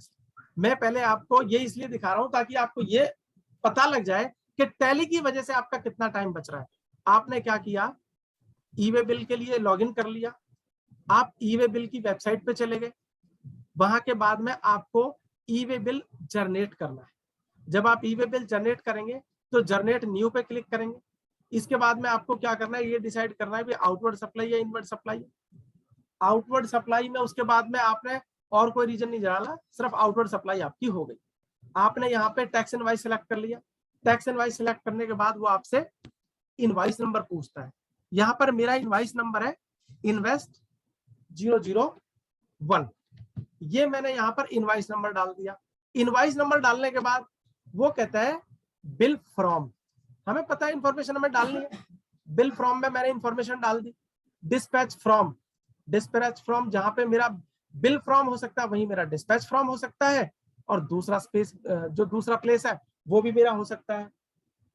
इसके बाद में वो मेरे से पूछता है बिल टू, बिल टू किसको करना है, बिल टू किसको करना है, डिटेल में डाल रहा हूं वहां पे। और शिफ्ट टू किसको करना है, जिसको बिल टू करना है उसको शिफ्ट टू करना भी हो सकता है, और वो मेरी इंफॉर्मेशन अलग भी हो सकती है। अभी यहाँ पे मैं एड्रेस डाल रहा हूँ, और एड्रेस डालने के साथ साथ मुझे पिन कोड भी डालना होगा। पिन कोड इसलिए डालना है क्योंकि अगर मैं पिन कोड नहीं डालूंगा तो सर मेरा जो डेस्टिनेशन है वो नहीं आएगा।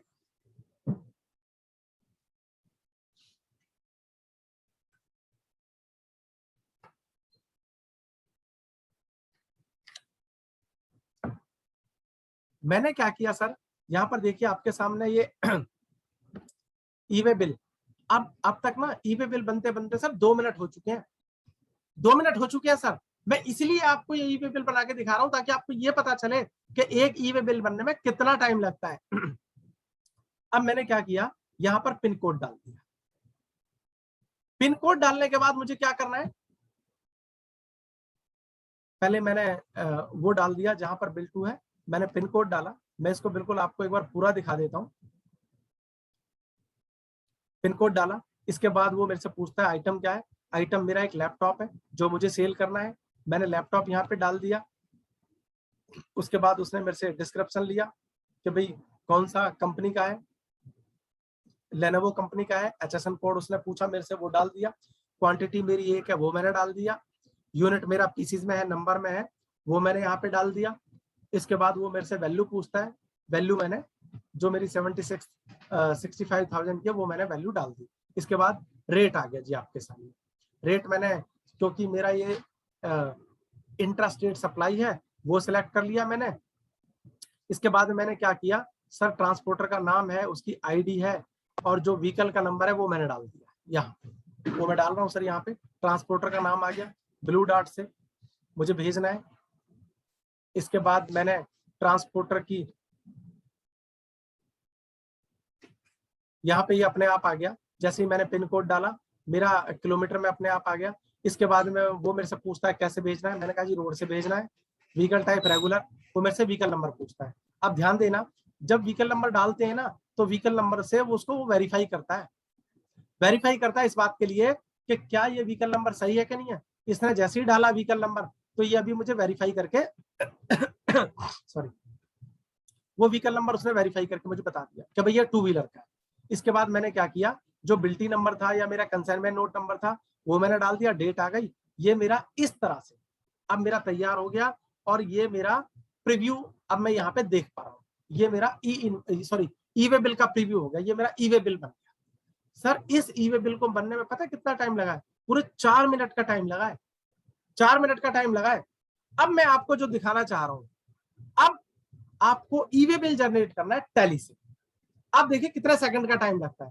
प्री रिक्विजिट मैंने आपको बता दी, कुछ नहीं करना, नया यूजर आईडी पासवर्ड क्रिएट करना है, जीएसपी टैली को लेना है, पुराने वाले से रजिस्ट्रेशन करना है ई वे बिल पे और नए वाला क्रिएट करना है। नया वाला क्रिएट करने के बाद सर क्या होगा, अब देखिए मैं आपको जनरेट करके लाइव यहां पे दिखा रहा हूं।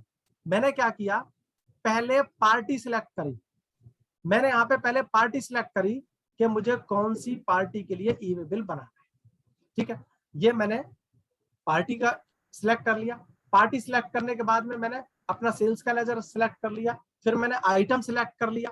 जब मैंने यहाँ पे आइटम सिलेक्ट कर लिया, मेरे से उसने गोडाउन पूछा, मेरे से उसने पूछा कितना अमाउंट है, सारा आ गया। अब जो ये मेरी सप्लाई है आईजीएसटी की सप्लाई है। अब आप ये देखिए, जब मेरी आईजीएसटी की सप्लाई हुई उसने मेरे से नीचे, आप देखिए नरेशन के पास में ध्यान से देखना, एक ऑप्शन आ रहा है ई वे बिल की रिक्वायरमेंट है या नहीं है। अगर आप नो कर देंगे तो ई वे बिल जनरेट नहीं होगा। यहाँ पर प्रोवाइड जीएसटी ई वे बिल, उसने कहा यस, यस पे क्लिक कर दिया मैंने। जैसे ही मैंने यस पे क्लिक किया, उसने मुझसे पूछा डिस्पैच फ्रॉम कहां से है, मैंने भर दिया रानीखेत। शिप टू कहां होगा, बंगलौर। डिस्टेंस आ गया। इसके बाद मैंने ट्रांसपोर्टर का नाम भर दिया, बाय रोड, मैंने बाय रोड ट्रांसपोर्टर का नाम भर दिया और उसका व्हीकल नंबर आ गया। व्हीकल नंबर आ गया, मैंने ट्रांसपोर्टर की आईडी भी भर दी थी। अब आप ये देखिए, पहले मैंने क्वांटिटेटिव डिटेल डाल दी, उसके बाद मैंने सेल वगैरह की सारी डिटेल डाल के मैं लाइव कनेक्ट कर रहा हूँ। सर ये वाला यूजर आईडी पासवर्ड है जो मैं आपसे कह रहा था, फर्स्ट टाइम डालना है आपको। जो user ID password GSP tally को यूज करके आपने बनाया था, वो जब भी आप अपना दिन शुरुआत करेंगे वो यहाँ पर डालेंगे। ये यूजर आईडी पासवर्ड डालने के बाद 6 घंटे आपका ई वे बिल भी बनाएगा, आपका ये HSN भी वेरीफाई करेगा। अब देखिए ये कनेक्टेड हो गया, कहां से हो गया, ई वे बिल की वेबसाइट से। जब ई वे बिल की वेबसाइट से कनेक्टेड हो गया तो अब देखते हैं कितना सेकंड का टाइम लगता है सर। अब ये वन ऑफ डॉक्यूमेंट, ये इंफॉर्मेशन गई हमारी, जा रही है ई वे बिल के लिए, और देखते हैं कितनी जल्दी ये डाउनलोड करके देता है सर। देखते हैं कितना टाइम लगता है। ये देखिए सर आपका जनरेट हो गया, वहां 4 मिनट लगे थे, यहां से 10 से 12 सेकंड। अब हम यहाँ प्रीव्यू चेक कर रहे हैं, ये देखिए ये इनवॉइस है, उस इनवॉइस के ऊपर ई वे बिल प्रिंट होके आ गया है सर। और यहीं से मेरे को ये फैसिलिटी दे रहा है, यहीं से मेरे को ये फैसिलिटी दे रहा है, मैं ई वे बिल प्रिंट कर सकता हूँ। ये ई वे बिल भी आपके सामने है, इनवॉइस भी आपके सामने है। इस तरह से सर क्या हुआ, मैंने ई वे बिल को जनरेट कर लिया। मैं वेबसाइट पे नहीं गया सर, मैंने यहीं से ई वे बिल जनरेट कर लिया। मेरे 4 मिनट का काम सर 10 सेकंड में हो गया। अब इसके बाद मैं क्या करता हूं, क्या ये पॉसिबल है, क्या ये पॉसिबल है मेरे लिए कि मैं एक से ज्यादा ई वे बिल एक साथ जनरेट कर पाऊंगा? बिल्कुल पॉसिबल है। अगर ऐसा भी तो हो सकता है, आपने क्या किया, पूरे दिन में 100 इनवॉइस बनाए और 100 इनवॉइस का आप ई वे बिल एक साथ बनाना चाहते हैं, बिल्कुल ऑप्शन है ना बल्क ई वे बिल का। देखते हैं, ये मेरे 3 इनवॉइस मैंने बना लिए, इन 3 इनवॉइस का मुझे ई वे बिल बनाना है। मैंने क्या किया, तीनों को सिलेक्ट कर लिया और सिलेक्ट करके मैंने कमांड दे दी कि भाई मुझे 1 बाय 1 इनका ई वे बिल बनाइए। अब सर मैंने इंफॉर्मेशन सेंड करी, इंफॉर्मेशन सेंड करी, कहां जा रही है, ये ई वे बिल की वेबसाइट पे जा रही है। जैसे ही ई वे बिल की वेबसाइट पे जाएगी, अब इसने यूजर आईडी पासवर्ड नहीं पूछा। क्यों नहीं पूछा, क्योंकि 6 घंटे तक के लिए वो वैलिड है। अब देखते हैं, इसने पहले इनवॉइस की डिटेल भेजी, इनवॉइस बन चुका, मटेरियल मेरा डिस्पैच नहीं हुआ था, तो अब वो क्या कर रहा है, ई वे बिल हम बनाने जा रहे हैं। 3 इनवॉइस में से पहले का ई वे बिल सर बन रहा है आपके सामने। देखते हैं सर कितना टाइम लगता है। स्टार्ट हो गया बनना, बहुत ज्यादा टाइम नहीं लगता। ये पहला बन चुका है, सेकंड का इसने स्टार्ट कर दिया है बनाना, और इसके बाद में जैसे ही सेकंड कंप्लीट होगा वो सर थर्ड का बनना स्टार्ट हो जाएगा। और मुश्किल से मुश्किल सर 10 से 15 सेकंड का टाइम लगना है। यहाँ पर देखिए थर्ड का भी बनना स्टार्ट हो गया है। जब सिंगल सिंगल ई वे बिल बनते ना, तो पहले वाले ई वे बिल में मैनुअली 4 मिनट लगे थे, तो टोटल कितने लगते सर, 12 मिनट लगते। और यहाँ पर देखिए कितने सेकंड टाइम लग रहा है। अगर मैं काउंट करूंगा तो सर मुश्किल से, मुझे नहीं लग रहा, यहाँ पर 30 सेकंड से भी ज्यादा का टाइम लग रहा है। यस, देखिए तीनों ई वे बिल तैयार है आपके साथ। अब प्रीव्यू भी कर लेते हैं एक बार, देखते हैं। यहाँ पर जो हमारे इनवॉइस थे वो जा चुके, कोई भी पेंडेंसी नहीं है। तो यहाँ पर क्या होगा, मैं गो टू में जाकर रिपोर्ट भी चेक कर सकता हूँ। मेरे 3 ई वे बिल बन गए, ठीक है। और मैं इस पे एंटर क्लिक करूंगा मेरे ये इनवॉइस पे भी प्रिंट होके दिखाएगा, और सर ये क्या करेगा, मेरा ये इनवॉइस पे प्रिंट होके दिखाएगा और ई वे बिल अलग से भी दिखाएगा। देखिए ये इनवॉइस पे प्रिंट होके आ रहा है ई वे बिल, और इसके अलावा जब मैं ई वे बिल प्रिंट करना चाहूंगा तो मेरे सामने ये ई वे बिल आ गया और इसमें पार्ट भी भरा हुआ है। तो इस तरह से आपने ये ई वे बिल बल्क क्वांटिटी में भी जनरेट कर लिए। ये सर वही कमांड है, दोबारा से यहां पर एक और आपको ये बना के दिखा रहा है। इवन इसमें सर एक फैसिलिटी और भी है, अगर कोई ई वे बिल नहीं बनाए तो वो आपका पेंडिंग दिखा देगा और उसमें ये भी बता देगा क्या प्रॉब्लम है, अगर आप उसकी रिपोर्ट में जाके देखेंगे। तो इस तरह से सर मैंने आपको यहाँ पर काफी सारी चीजें क्लैरिफाई करी, और मैंने 1 मिनट के लिए मैं देखना चाह रहा हूँ यहाँ पर कोई ऐसी और चीज है कनेक्टेड सर्विसेज की जो मुझे आपको यहाँ पे दिखानी है। उसके बाद में ये मैं आपको दिखा चुका हूँ GSTIN और HSN का वैलिडेशन। ये यहाँ पे सर वही वाली कमांड है जो मैंने आपको लाइव दिखाया है। अंकित जी, आप इसमें कुछ टैली की जो नई फीचर आई है आप कुछ ऐड करना चाहेंगे या मैं अपना प्रेजेंटेशन का दूसरा वाला पार्ट ले लूं सर? जी बिल्कुल सही, आपने सभी चीजें कवर कर चुके हैं आप। मेरा एक रिक्वेस्ट है कि आप जो प्री रिक्विजिट वाले दिखा रहे थे ना, उसमें एक अपना प्रोसेस है, अगर वो 2 मिनट का है प्रोसेस, आपने जैसे एक्सप्लेन किया था ना, वो पोर्टल पे कैसे दिखता है वो दिख जाएगा, तो हमारे सारे जो ऑडियंस है उनको पता चल जाएगा कि क्या स्टेप फॉलो करना है। तो वो बहुत ही क्रूशियल पार्ट है, वहीं पे ज्यादातर जो ट्रबल आ रहा है ना वो वहीं से आ रहा है। क्वेरीज जो है हमारे पास जो आ रहा है उठ के उसी पर्टिकुलर पॉइंट पे ही आ रहा है, तो अगर उसको देख ले तो ज्यादा सही रहेगा। अच्छा चलिए ठीक है सर, मैं लाइव दिखाता हूँ क्योंकि वो लाइव ही दिखाना पड़ेगा। मैं सर ई वे बिल की वेबसाइट पे जाता हूँ, देखता हूँ सर। ई वे बिल की वेबसाइट पे गया और मैंने क्या किया, मैं देखता हूँ यहाँ पे पहले लॉगिन, मैं इसका ऑलरेडी बना चुका हूँ तो मैंने लॉगिन किया। लॉगिन करने के बाद मैं लॉगिन के लिए अभी हो रहा है सर, ये लाइव ही दिखा रहा हूँ। यस, वो मेरे से पूछता है आपका यूजर आईडी पासवर्ड क्या है। तो 1 मिनट के लिए मैंने यूजर आईडी पासवर्ड मेरे पास अपना व्हाट्सएप पे आया था, अभी 1 मिनट या 1 मिनट में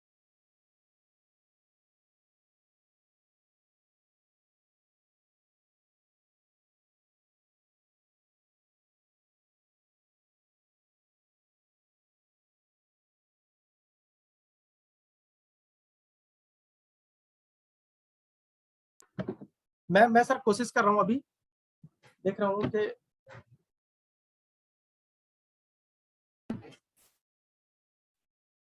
क्योंकि सब लोगों की प्रॉब्लम यहीं पे आ रही है कि सर आप दिखा तो देते हैं लेकिन पता नहीं चल पा रहा।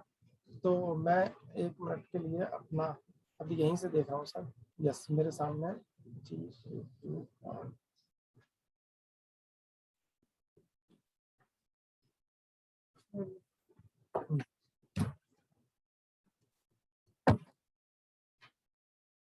यहाँ पे मैंने डाला ये एस कैपिटल SHEKHAR_65432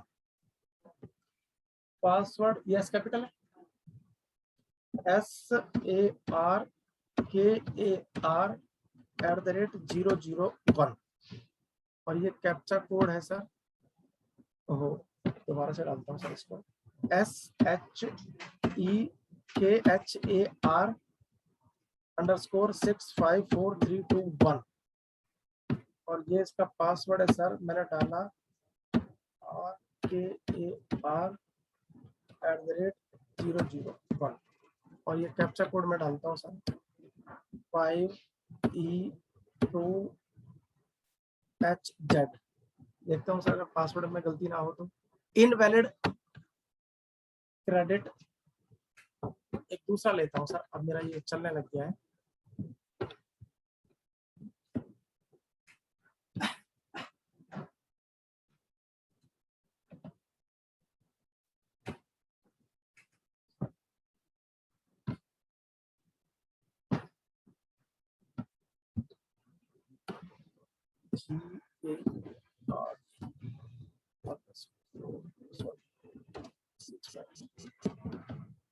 अंकित जी एक बारी और कोशिश कर रहा हूँ, क्योंकि कई बार क्या है ना, जल्दबाजी में सर पासवर्ड लगता नहीं है। बिल्कुल मैं तो कहूंगा कि आप जो एम्बेडेड वीडियोस है ना, अगर उसको प्ले कर देंगे तो ज्यादा आसान भी रहेगा। वही लाइव पोर्टल पे ही हुआ है, उस रिकॉर्ड जो हमने किया था दिखा सकते हैं, एक बार ट्राई कर लीजिए। इफ इट इज नॉट क्योंकि लाइव की सर एक्चुअली क्या है ना, लाइव की बात ही अलग है। Yes sir. हाँ शायद ये लग जाना चाहिए।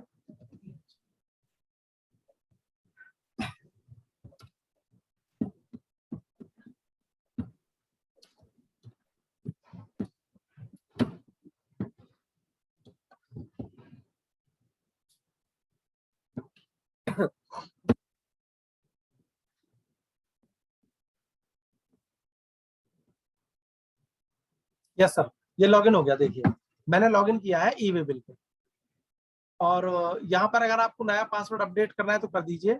इसके बाद आपको क्या करना है सर, ये आप लॉगिन कर चुके हैं। लॉगिन करने के बाद में ये होम है, यहाँ पर आप क्लिक करेंगे। ये आपको जो ऑलरेडी ई-वे बिल का यूजर आईडी पासवर्ड आपने बनाया हुआ है उससे आपको लॉगिन करना है। मैंने भी उसी से लॉगिन किया है। आप सर होम पे जाएंगे, होम पे जाने के बाद आप रजिस्ट्रेशन पे जाएंगे। रजिस्ट्रेशन पे जाने के बाद में आपने क्या करना है, यहां पर फॉर जीएसपी, यहां पर सर एक आ रहा है फॉर एपीआई, एक आ रहा है फॉर जीएसपी।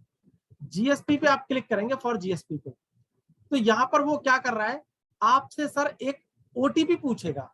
वो ये वैलिडेट करना चाहेगा, ये वैलिडेट करना चाहेगा कि आप सही यूजर हैं। मैं 1 मिनट के लिए ओटीपी भी ले लेता हूं।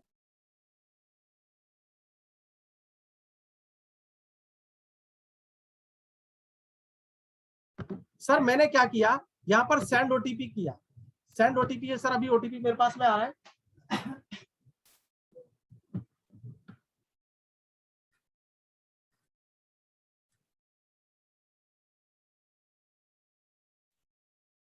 अभी ओटीपी ले रहा हूं सर मैं मेल से, 1 मिनट।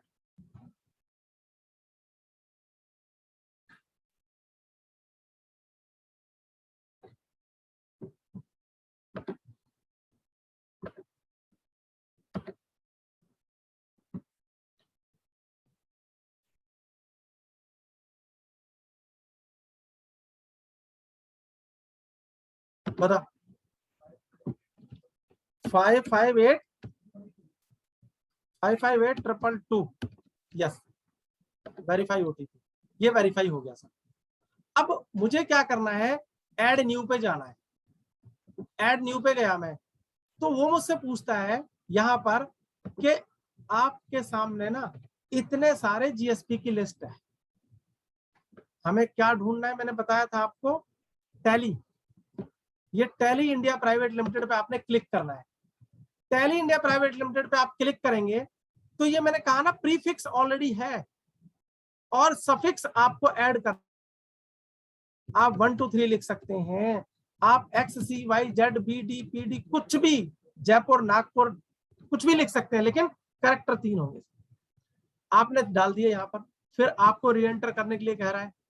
इसके बाद में वो आपसे कहेगा कि आप पासवर्ड खुद ही चूज कर लो, not more than noted maximum length कितने 15 की।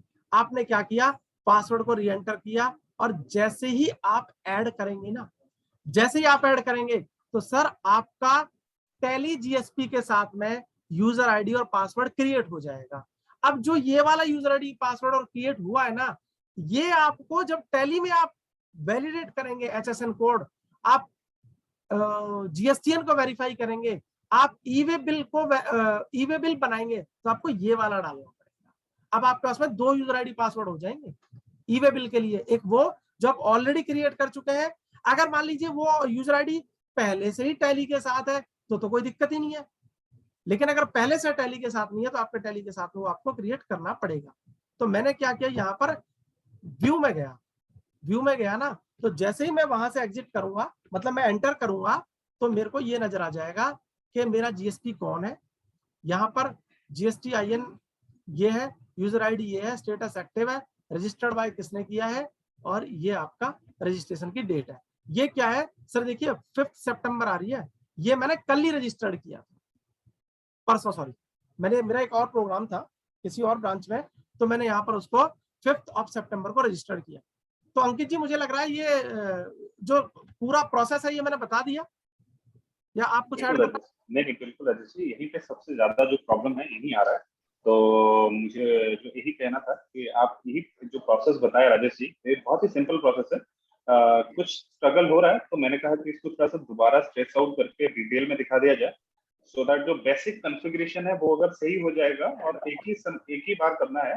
तो कनेक्टेड सर्विसेज के लिए सबसे इंपॉर्टेंट चीज यही है कि आपका लॉगिन आईडी रेडी होना चाहिए, जो आप एनआईसी पोर्टल पे जाके एक बार टैली प्राइम के लिए आपको कनेक्टेड सर्विसेज के लिए लॉगिन क्रिएट करना है।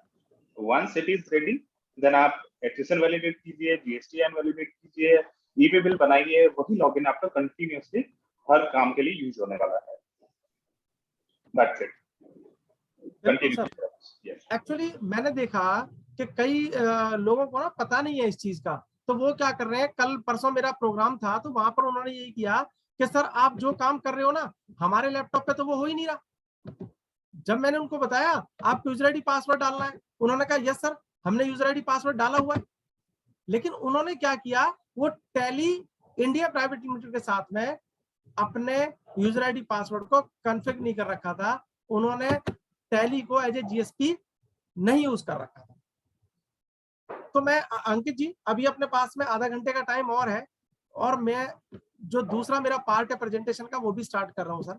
बिल्कुल सर, बिल्कुल बिल्कुल। यस। जी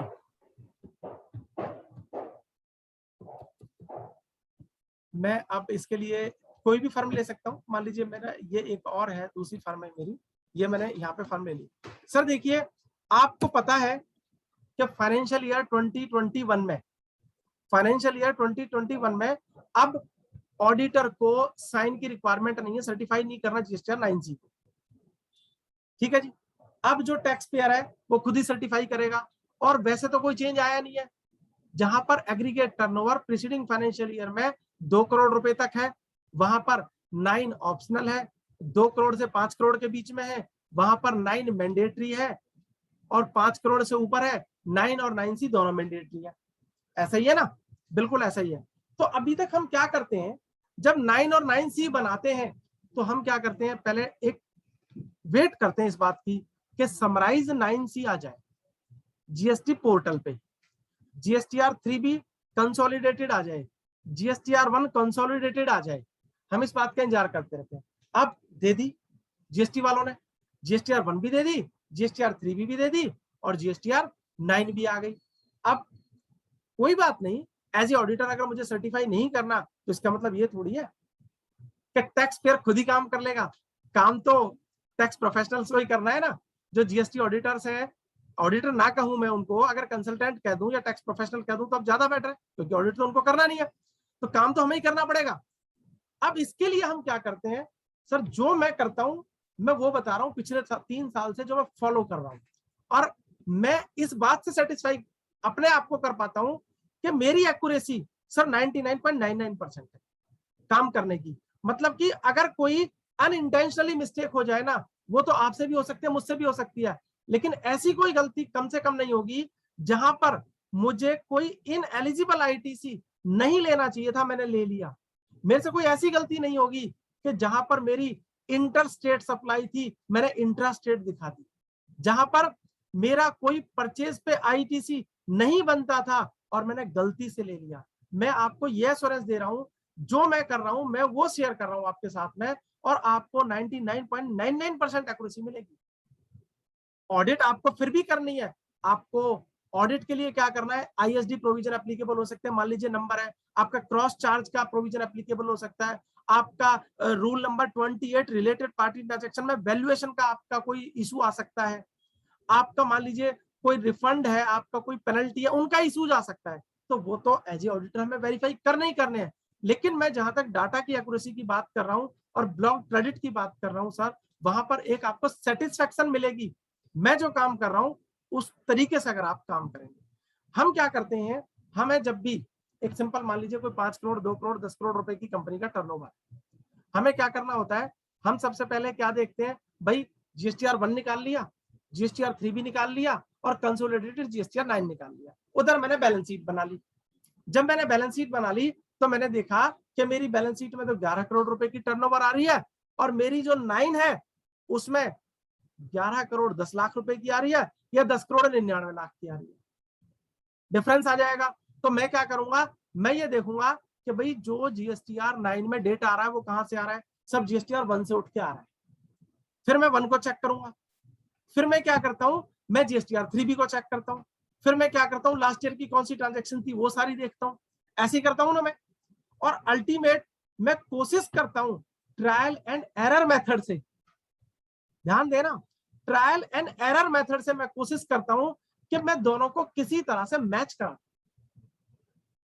दोनों को मैं किसी तरह से मैच करा पाऊं। इसके बाद मुझे क्या पता लगता है, चलो इफ एंड बट्स लगा के मेरी सेल मैच हो गई। अब मुझे आईटीसी पे काम करना है। आईटीसी के लिए मैं क्या करता हूं, अपने आर्टिकल को बोलता हूं, स्टाफ को बोलता हूं, भाई एक काम करो, जो भी आईटीसी का लेजर है सारा ले आओ। अब आईटीसी के तो कितने लेजर उसने खोल रखे हैं, उसने input IGST, input CGST, input SGST, ऐसे ही इनपुट के हैं, ऐसे ही आउटपुट के हैं, ऐसे ही 12% के, ऐसे 18 के, ऐसे 28 के, ऐसे ही 5% के हैं। कितने लेजर देखेंगे, सबका प्रिंट आउट निकालेंगे क्या सर? मान लेते हैं सबका प्रिंट निकाल लिया। अब आप टिक करेंगे कि मेरे ये परचेज का इनवाइस है, ये मेरा प्रिंटिंग स्टेशनरी का इनवाइस है, ये इसमें मेरा स्टाफ वेलफेयर का भी आ गया, मेरा फूड का भी आ गया, सब कुछ आ गया। और टैली में खास बात क्या है, अगर आप एक ज्वाइंट एंट्री करते हैं ना, तो उसमें मान लीजिए आपने कोई एंट्री करी, मान लीजिए professional fee account debit to TDS payable to party account, मान लीजिए इस तरह से कर दी, तो टैली क्या करता है, जब मैं प्रोफेशनल फीस का लेजर खोलूंगा ना, तो पार्टी अकाउंट नहीं दिखाएगा, वो टीडीएस पेबल दिखाएगा। वो पहला वाला पार्ट पकड़ता है। मुझे ये नहीं पता चलेगा कि टीडीएस पेबल जीएसटी रिसीवेबल में या इस प्रोफेशनल फीस में क्या कर रहा है। तो वहां क्या होगा, जब मैं लेजर देखूंगा ना, मैं खुद ही कंफ्यूज हो जाऊंगा। अल्टीमेट में ये देखूंगा कि मेरे लेजर में इतना क्रेडिट आ रहा है, सेल का मेरा पेबल आ गया, परचेज का मेरा रिसीवेबल आ गया, ये मेरा क्लोजिंग बैलेंस आ गया। मैं कुछ इस तरह से मैचिंग करने की कोशिश करता हूं। मैं ये नहीं करता। मैं क्या करता हूं सर, मैं तो सीधा टैली में गया, और टैली में जाने के बाद में मेरा फोकस सिर्फ दो ही चीजों पे होता है। पहला, मेरा सेल का बेसिक वैल्यू और उसका टैक्स मैच होना चाहिए, परचेज की बेसिक वैल्यू और उसका टैक्स मैच होना चाहिए, और जो मेरे एक्सपेंसेस हैं उनकी बेसिक वैल्यू और मेरा टैक्स मैच होना चाहिए। क्यों? जब आप 9 और 9C पे जाते हैं ना, तो सर 9 के अंदर सबसे इंपॉर्टेंट जो टेबल है ना, वो सर हमारी है टेबल नंबर 9, जहां पर वो इस बात की मैचिंग करता है कि टोटल टैक्स पेबल कितना है, आउटपुट सप्लाई पे कितना है, आरसीएम का पेबल कितना है, और जो मुझे सर्विसेज के लिए एडवांस रिसीव हो गए उस पे कितना है। ठीक है जी। जब मैं जीएसटीआर 9C बनाता हूं, तो वो मुझसे क्या कहता है, मुझे रेट वाइज बाइफरकेशन चाहिए, टर्नओवर का रेट वाइज 5 भी हो सकती है, 12 भी हो सकती है, 18 भी हो सकती है। अब जब आपने अपने तरीके से वेरीफाई किया, तो आपने by hook and crook GSTR 9 जो ऑटो पॉपुलेटेड हो रही है और जो आपकी बुक्स ऑफ अकाउंट्स है उसकी टर्नओवर को तो मैच कर दिया। आपको अचानक समझ में आया, अरे रेट वाइज तो निकाला ही नहीं मेरा। आप फिर दोबारा से मैचिंग पे लग जाएंगे और रेट वाइज निकालेंगे। जब आप रेट वाइज निकालेंगे तो आप देखेंगे कि रेट ऑफ टैक्स के अकॉर्डिंग जब मेरी टोटल टैक्स लायबिलिटी निकल रही है वो कुछ और आ रही है, और जो लेजर है ड्यूटीज एंड टैक्सेस में जीएसटी पेबल का, उसमें कुछ और आ रहा है। पता चलेगा कुछ एडजस्टमेंट एंट्री आपने प्लस माइनस करने की वजह से वो वहां पे डाल रखी है। आप दोबारा मेहनत करेंगे। मैं नहीं करता। मैं क्या करता हूं सर, मैं टैली में गया, सेल्स अकाउंट में गया, सेल्स अकाउंट में जाने के बाद में ये मेरे सामने सेल्स इंटरस्टेट सप्लाई है। मैंने पूरे साल का लेजर सिलेक्ट कर लिया सर, पूरे साल का मैंने लेजर सिलेक्ट कर लिया, और लेजर को सिलेक्ट करने के बाद मैंने इसको कॉलमर की कमांड दे दी। मैंने इसको कॉलमर की कमांड दे दी, जो इसके अंदर फील्ड सेट है। मैंने कुछ नहीं किया, मैंने कंट्रोल ए कर दिया। अब कंट्रोल ए करने के बाद ये कॉलमर मेरा कुछ इस तरह से नजर आ रहा है सर। आप देख रहे हैं सर, यहाँ पे ये क्या दिखा रहा है सर, यहाँ पे हमें ये दिखा रहा है कि आपका इंटरस्टेट सप्लाई की बेसिक वैल्यू कितनी है, आईजीएसटी कितना है, 28% कितना है, 9% कितना है, 9% कितना है, सीजीएसटी एसजीएसटी। मैं सर देखिए आपको दिखाता जा रहा हूँ, यहाँ पे अभी नीचे चल रहा हूँ सर, इसमें आपको कुछ और इंपॉर्टेंट एस्पेक्ट दिखाऊंगा। देखते हैं सर आगे क्या चीज आता है, क्या इसमें कोई जीएसटी। ये देखिए सर, यहाँ पर राउंडेड ऑफ की फिगर आ रही है। यहाँ पर मैं ये देखना चाह रहा हूँ कि क्या कोई फ्रेट वगैरह भी इसमें इंक्लूड किया है। ये देखिए यहाँ पर, अब आपको यहाँ पर कुछ चीज एक समझ में आई सर। ये देखिए ये क्या है, ये एक एंट्री है और ये सेल में आ रही है, वेदांत ब्राइट स्टील्स, और ये बेसिक वैल्यू है 33,813। और यहां पर सर इन्होंने क्या किया, ये क्रेडिट में एंट्री डाल रखी है, ठीक है ना सर, ये क्रेडिट में एंट्री आ रही है, जबकि मेरा जो आईजीएसटी है ना, अब आप ये देखिए ये सप्लाई किसकी है, इंटर स्टेट सप्लाई है। इंटर स्टेट सप्लाई में तो सर आईजीएसटी पेबल आना चाहिए ना, आना चाहिए नहीं आना चाहिए, आना चाहिए सर। ये सीजीएसटी रजीएसटी कहां से आ गया, जब आप टोटल देखेंगे ना, इन टोटलिटी, ये गलती आपको पता ही नहीं चलेगी। जब आप लेजर को इस तरह से देखेंगे, जब मैं आपको बता रहा हूं, और देखते हैं क्या कोई और भी गलती हो सकती है। ये तो मेरे को पहली गलती मिली, एक गलती। अब मैंने क्या किया, एक गलती तो मेरे को यहाँ पर प्लेस ऑफ सप्लाई के रिलेशन में मिल गई कि मेरा इंटर स्टेट आईजीएसटी आना चाहिए, सीजीएसटी और एसजीएसटी ले लिया मैंने। अब इंटरेस्टिंग एस्पेक्ट ये है कि जीएसटीआर1 इसी से जाती है, जीएसटीआर3 भी इसी से जाती है, टैली प्राइम से। तो इसका मतलब क्या हुआ, गलती हो गई मेरे से जीएसटीआर1 में, गलती हो गई मेरे से जीएसटीआर3 भी में। लेकिन एज ए ऑडिटर मैं वो बायपास नहीं कर रहा, शॉर्टकट नहीं जा रहा। मैं 9 को वहीं छोड़े रखा है, मैंने 9 को टच नहीं किया जो पोर्टल पे आ रही है। मेरे पास तो बैलेंस शीट है और मेरे पास टैली का डेटा है, मैं उसको वेरीफाई कर रहा हूं। मैं क्या करूंगा, इसको मैं एक्सेल में कन्वर्ट कर देता हूं, ठीक है जी। ये मेरे को एक्सेल में कन्वर्ट करने का ऑप्शन देता है। जैसे ही मैंने इसको एक्सेल में कन्वर्ट किया, ये भी अपना काम कर रहा है सर। ये सारा का सारा डेटा मेरा एक्सेल में कन्वर्ट हो रहा है। कितना टाइम लगना है अभी देख लेते हैं सर, अभी स्टार्ट हो रहा है। तो एक्सेल में जब तक ये स्टार्ट होता है, एक्सेल में कन्वर्ट करने के बाद मेरे को ये क्या फीचर दिखाता है सर, मेरे सामने ना कुछ इस तरह से कन्वर्ट होके आ जाता है सर। ये आप देख रहे हैं सर, मैं देखता हूं अगर वो कन्वर्ट हो गया होगा तो। 1 मिनट के लिए, अभी नहीं हुआ सर, अभी वो टाइम लगेगा उसमें ना, अभी काफी सारे लाइन आइटम है। 1 मिनट के लिए मैं लाइव ही आपको दिखा रहा हूँ सर, इसको ही देख लेते हैं। चलो जब तक ये आ रहा है, तो ये क्या हुआ सर, मेरा उसने यहाँ पर, 1 मिनट मैं सेल्स का अगर लेजर खोल पाता हूँ तो देखता हूँ सर। मैं यहाँ पर मेरा ये टोटल परचेज का आ गया, ये मेरा टोटल सेल आ गया। ये मेरा टोटल सेल क्या किया था, मैंने लेजर वाइज सेल्स निकाली थी, लेजर वाइज मैंने सेल्स निकाली। और सर ये मेरा अभी टाइम लगा रहा है थोड़ा सा, ये मैंने क्या किया, सेल्स आ गया मेरा। और जो मेरा सेल्स आया, आप ध्यान देना सर, वो मेरा सेल्स रेट वाइज आता है, क्योंकि जब मैं डेटा में एंट्री करता हूं ना, तो मेरा सेल्स का जो लेजर है मैं उसका आगे रेट मेंशन कर देता हूं, मुझे पता लग जाता है कौन सा 12% है, कौन सा 18 है, कौन सा 28 है। मैंने क्या किया, उसका टोटल किया। मुझे सर एक सिंपल कमांड ही तो लगानी है, इससे ज्यादा काम थोड़ी करना है। मैं सिंपल एक कमांड लगाऊंगा, और कमांड में क्या होगा, जैसे आपके सामने स्क्रीन पर डिम नजर आ रहा है, बेसिक वैल्यू मैंने टोटल कर लिया, उस पर फार्मूला फुट कर दिया 18% का या 9 + 9% का, और उससे मेरा क्या हुआ, मेरा ये एक परफॉर्मा तैयार हो गया। कौन सा वाला, ये वाला। आईजीएसटी की सेल कितनी है, 5% आईजीएसटी कितना है, सीजीएसटी एसजीएसटी लोकल कितना है, ये सर मेरा टोटल वैल्यू आ गया, ये मेरा टैक्सेबल वैल्यू आ गया, ये आईजीएसटी वगैरह सारा मेरा सब निकल के आ गया। अब एक बात बताइए, मैंने अभी तक कंसोलिडेटेड जीएसटीआर9 पे नहीं गया, ये देखिए ये डेटा आ गया। अब क्या मेरे कोई टैक्स रेट में गलती है, यहीं पे मैं 18% निकाल पाऊंगा, यहीं पे मैं 28% भी निकाल पाऊंगा, यहीं पे मैं लोकल भी निकाल पाऊंगा। मेरे सामने इसी लेजर में आ जाएगा कि कितना मेरा 18% है, कितना 28% है, कितना मेरा 9 + 9 18% है, लोकल है। मुझे कुछ नहीं करना, मैं तो सर नीचे जा रहा हूं, यहीं पे मैंने टैक्स का अमाउंट देखा, ये वाला मेरा टैक्स का अमाउंट है, और टैक्स के अकाउंट पे मैंने रेट अप्लाई कर दिया, और रेट अप्लाई करके मैंने उन तीनों का टोटल कर दिया, मेरे यहाँ पे मैच कर जाएगा सर, और मेरे को गलती भी पता लग गई। तो सर क्या हुआ, जब मैं जीएसटीआर9C पे जाता हूं, तो सर मेरा रेट वाइज लायबिलिटी आ गई ना, जो आप वाले केस में नहीं आई थी। मैं अभी कंसोलिडेटेड जीएसटीआर1 पे नहीं गया, जीएसटीआर3 पे नहीं गया, जीएसटीआर9 पे नहीं गया, लेकिन जीएसटीआर9C का एक बहुत इंपॉर्टेंट पार्ट मेरा पूरा हो गया।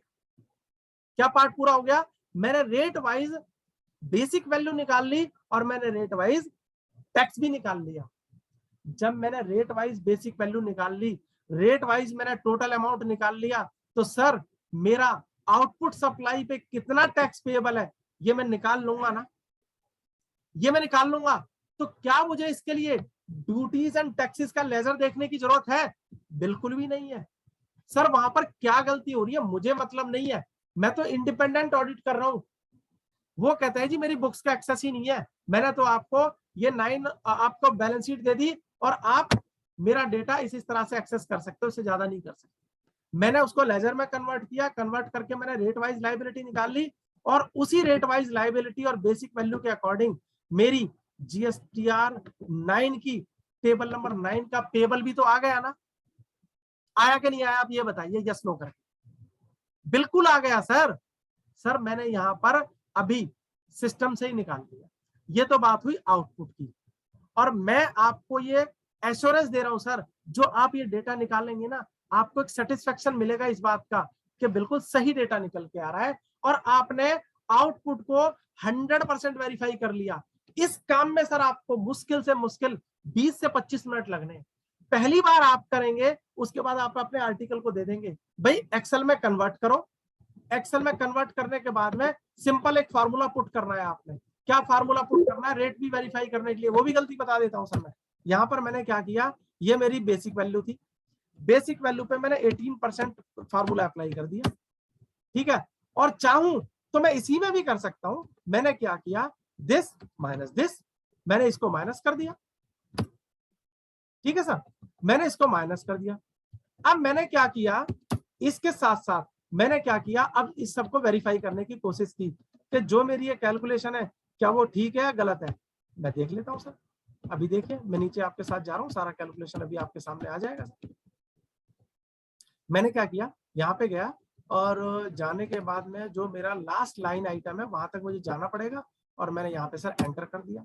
एंटर करने के बाद में अब देखिए यहाँ पर 1000 का डिफरेंस इसने दिखा दिया। अब देखते हैं सर आगे भी क्या कोई डिफरेंस है क्या। एक मिनट चलते हैं सर आगे, आगे देखते हैं सर, भी हो सकता है कोई डिफरेंस और भी आगे मिल जाए। ये देखिए ये एक और डिफरेंस आ गया सर यहाँ पे, ये आपका ये डिफरेंस आ गया 13,824 रुपए का। एक ये डिफरेंस आ गया सर आपका, आ गया ना सर, एक ये डिफरेंस आ गया सर आपके सामने सर। तो ये डिफरेंस आने से आपको पता लग गई कि इन वाउचर्स में गलती है। आपको तुरंत पता लग गया कि मुझे जीएसटीआर 1 किस पीरियड का देखना है, मुझे जीएसटीआर 3 भी किस पीरियड का देखना है, और मेरी कहां पे गलती है।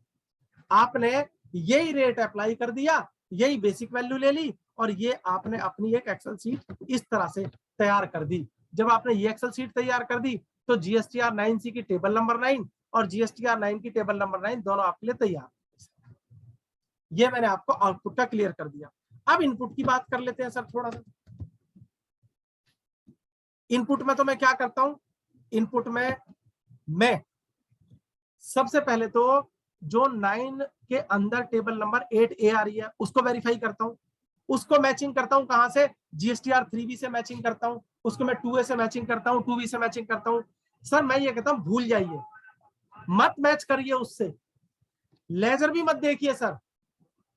मैं तो आपको वो फॉर्मूला बता रहा हूं जिससे आपको सेटिस्फेक्शन मिलेगी इस चीज की कि कोई गलती तो नहीं हो गई मेरे से, कोई इन एलिजिबल आईटीसी था, आपको क्लेम नहीं करना चाहिए था, क्लेम तो नहीं कर लिया। और अब तो सर क्या होने जा रहा है, आपको पता है जब फर्स्ट ईयर में हमने अपने जीएसटीआर 9 फाइल किया था ना, तो उसने हमसे टेबल नंबर 6B में बाइफरकेशन नहीं मांगा था, उसने बोला था सारे के सारा ये आइटम आप इनपुट में डाल दीजिए। नेक्स्ट ईयर में उसने दो चीज का बाइफरकेशन करवाया, इनपुट और इनपुट सर्विस को आप इनपुट में डाल दीजिए और जो आपकी कैपिटल गुड्स है उसे कैपिटल गुड्स में डाल दीजिए।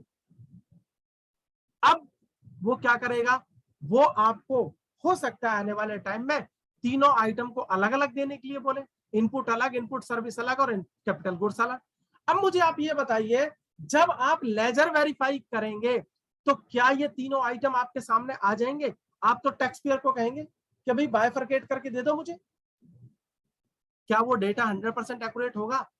नहीं होगा। क्यों नहीं होगा? क्यों सर, प्रिंटिंग स्टेशनरी है, मैंने पेन परचेज किया है, मैंने कार्ट्रिज रिफिल कराई है और मैंने फोटोकॉपी कराई है, उसी में तो सर मेरा गुड्स आ गया, पेन परचेज किया और उसी में फोटोकॉपी और कार्ट्रिज रिफिल है, सर्विस कराई है, वो पता नहीं कौन से ऐड में डाल देगा। 9 तो प्रीव्यू है टैक्स पेयर का, मैं ये भी तो सोच सकता हूं। नहीं सर, अगर कोई पर्टिकुलर टैक्स पेयर मेरे पास इस बात के लिए आता है, सर मुझे 9 फाइल करवानी है, आप फाइल कराइए, तो क्या हमें जस्टिफाई नहीं करना चाहिए उसके काम को? और कहीं ना कहीं ये एक रीजन रहा है 9 और 9C के जाने का। हो सकता है हम लोग अपनी इस बात को जस्टिफाई नहीं कर पाए कि 9 और 9C में हम कितना रेवेन्यू गवर्नमेंट को जनरेट करके दे सकते हैं, कितना काम कर रहे हैं, तो हमें वो जस्टिफाई करना है। हमारे काम में 100% एक्यूरेसी है, इसके लिए आपको कुछ नहीं करना सर।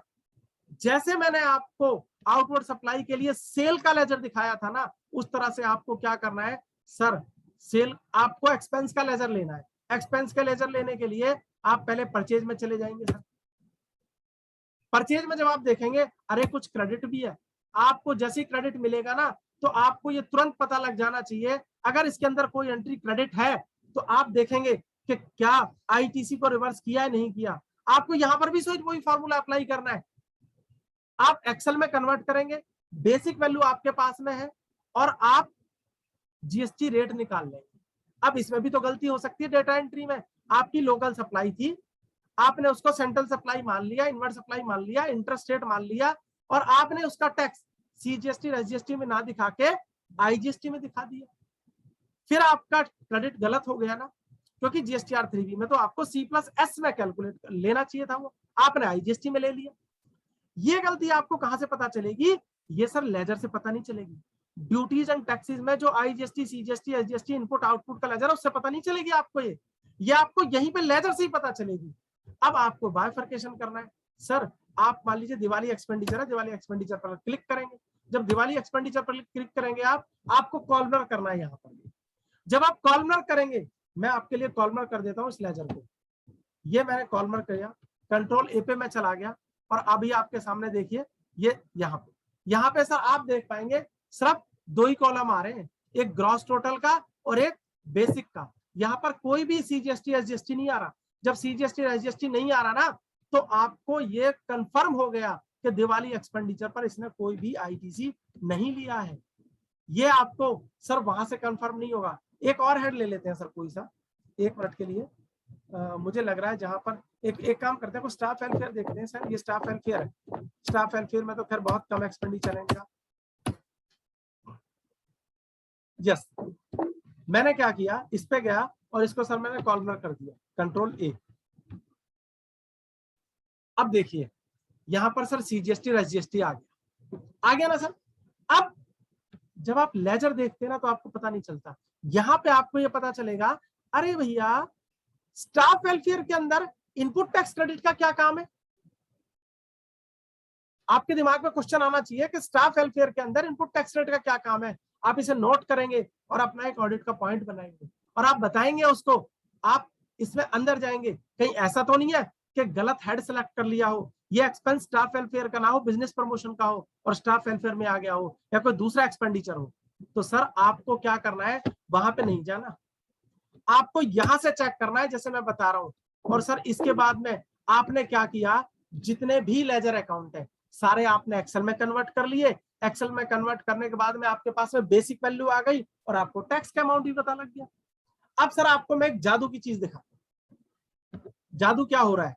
जादू सर ये हो रहा है, आप याद करिए सर, जीएसटीआर 9C में एक टेबल नंबर 14 है। आपको ध्यान आ रहा होगा सर, 9C में ना एक टेबल नंबर 14 है, और सर गवर्नमेंट ने इसको ऑप्शनल कर रखा है। आपका मन करे तो भरना है, मन करे तो नहीं भरना। और जिन लोगों ने भरा उन लोगों ने भी क्या किया सर, सारा का सारा अमाउंट एक ही हेड में डाल दिया। उनको क्यों डालना पड़ा? उनकी मजबूरी थी। वो ये सोच रहे थे कि इसमें डिफरेंस आ रहा है, तो डिफरेंस खत्म करने के लिए, क्योंकि इसका जो ये टेबल नंबर 14T थी ना, इसका डेटा आउट क्या आ रहा था, 9 से आउट क्या आ रहा था इसका डेटा। ये डेटा मैच होना था जो ऑडिटर ने आईटीसी वेरीफाई किया उससे। अब क्योंकि ये जो आपका टेबल थी ये ब्लैंक छोड़ दी, तो यहाँ पर डिफरेंस खड़ा हो गया। जब यहाँ पर डिफरेंस खड़ा हो गया, तो कई लोगों ने क्या किया, जिन्होंने 9C साइन करी, फाइल करी, उन्होंने या तो परचेज में या अदर एक्सपेंसेस में 90% लोग, 10% ऐसे थे जिन्होंने काम किया इस पे, और ये कुछ टेबल भरी। कुछ लोग ऐसे थे जिन्होंने गवर्नमेंट का ऑप्शन अवेल कर लिया, भरा ही नहीं। लेकिन हमारे केस में सबने 100% भरा। क्यों भरा, मुझे करना ही क्या है सर? सर मैंने तो अभी आपके सामने ही वेरीफाई किया ना कि एक्सेल में मेरे पास में बेसिक वैल्यू आ गई और एक्सेल में ही मेरे पास में जीएसटी का अमाउंट है। सर मैं 100% ये कह सकता हूं इस केस में, 99.9 नहीं 100% कह सकता हूं, मुझे सेटिस्फेक्शन है इस बात की कि कोई भी इनएलिजिबल आईटीसी टैक्स पेयर ने अगर वो ले लिया था तो मैंने उसको रिवर्सल कराया है। लेकिन हम तो क्या करते हैं, इस तरीके से चेक ही नहीं करते ना, हम तो चेक करते हैं लेजर से। और सर ये काम एज ए टैक्स ऑडिटर आपको करना ही नहीं है।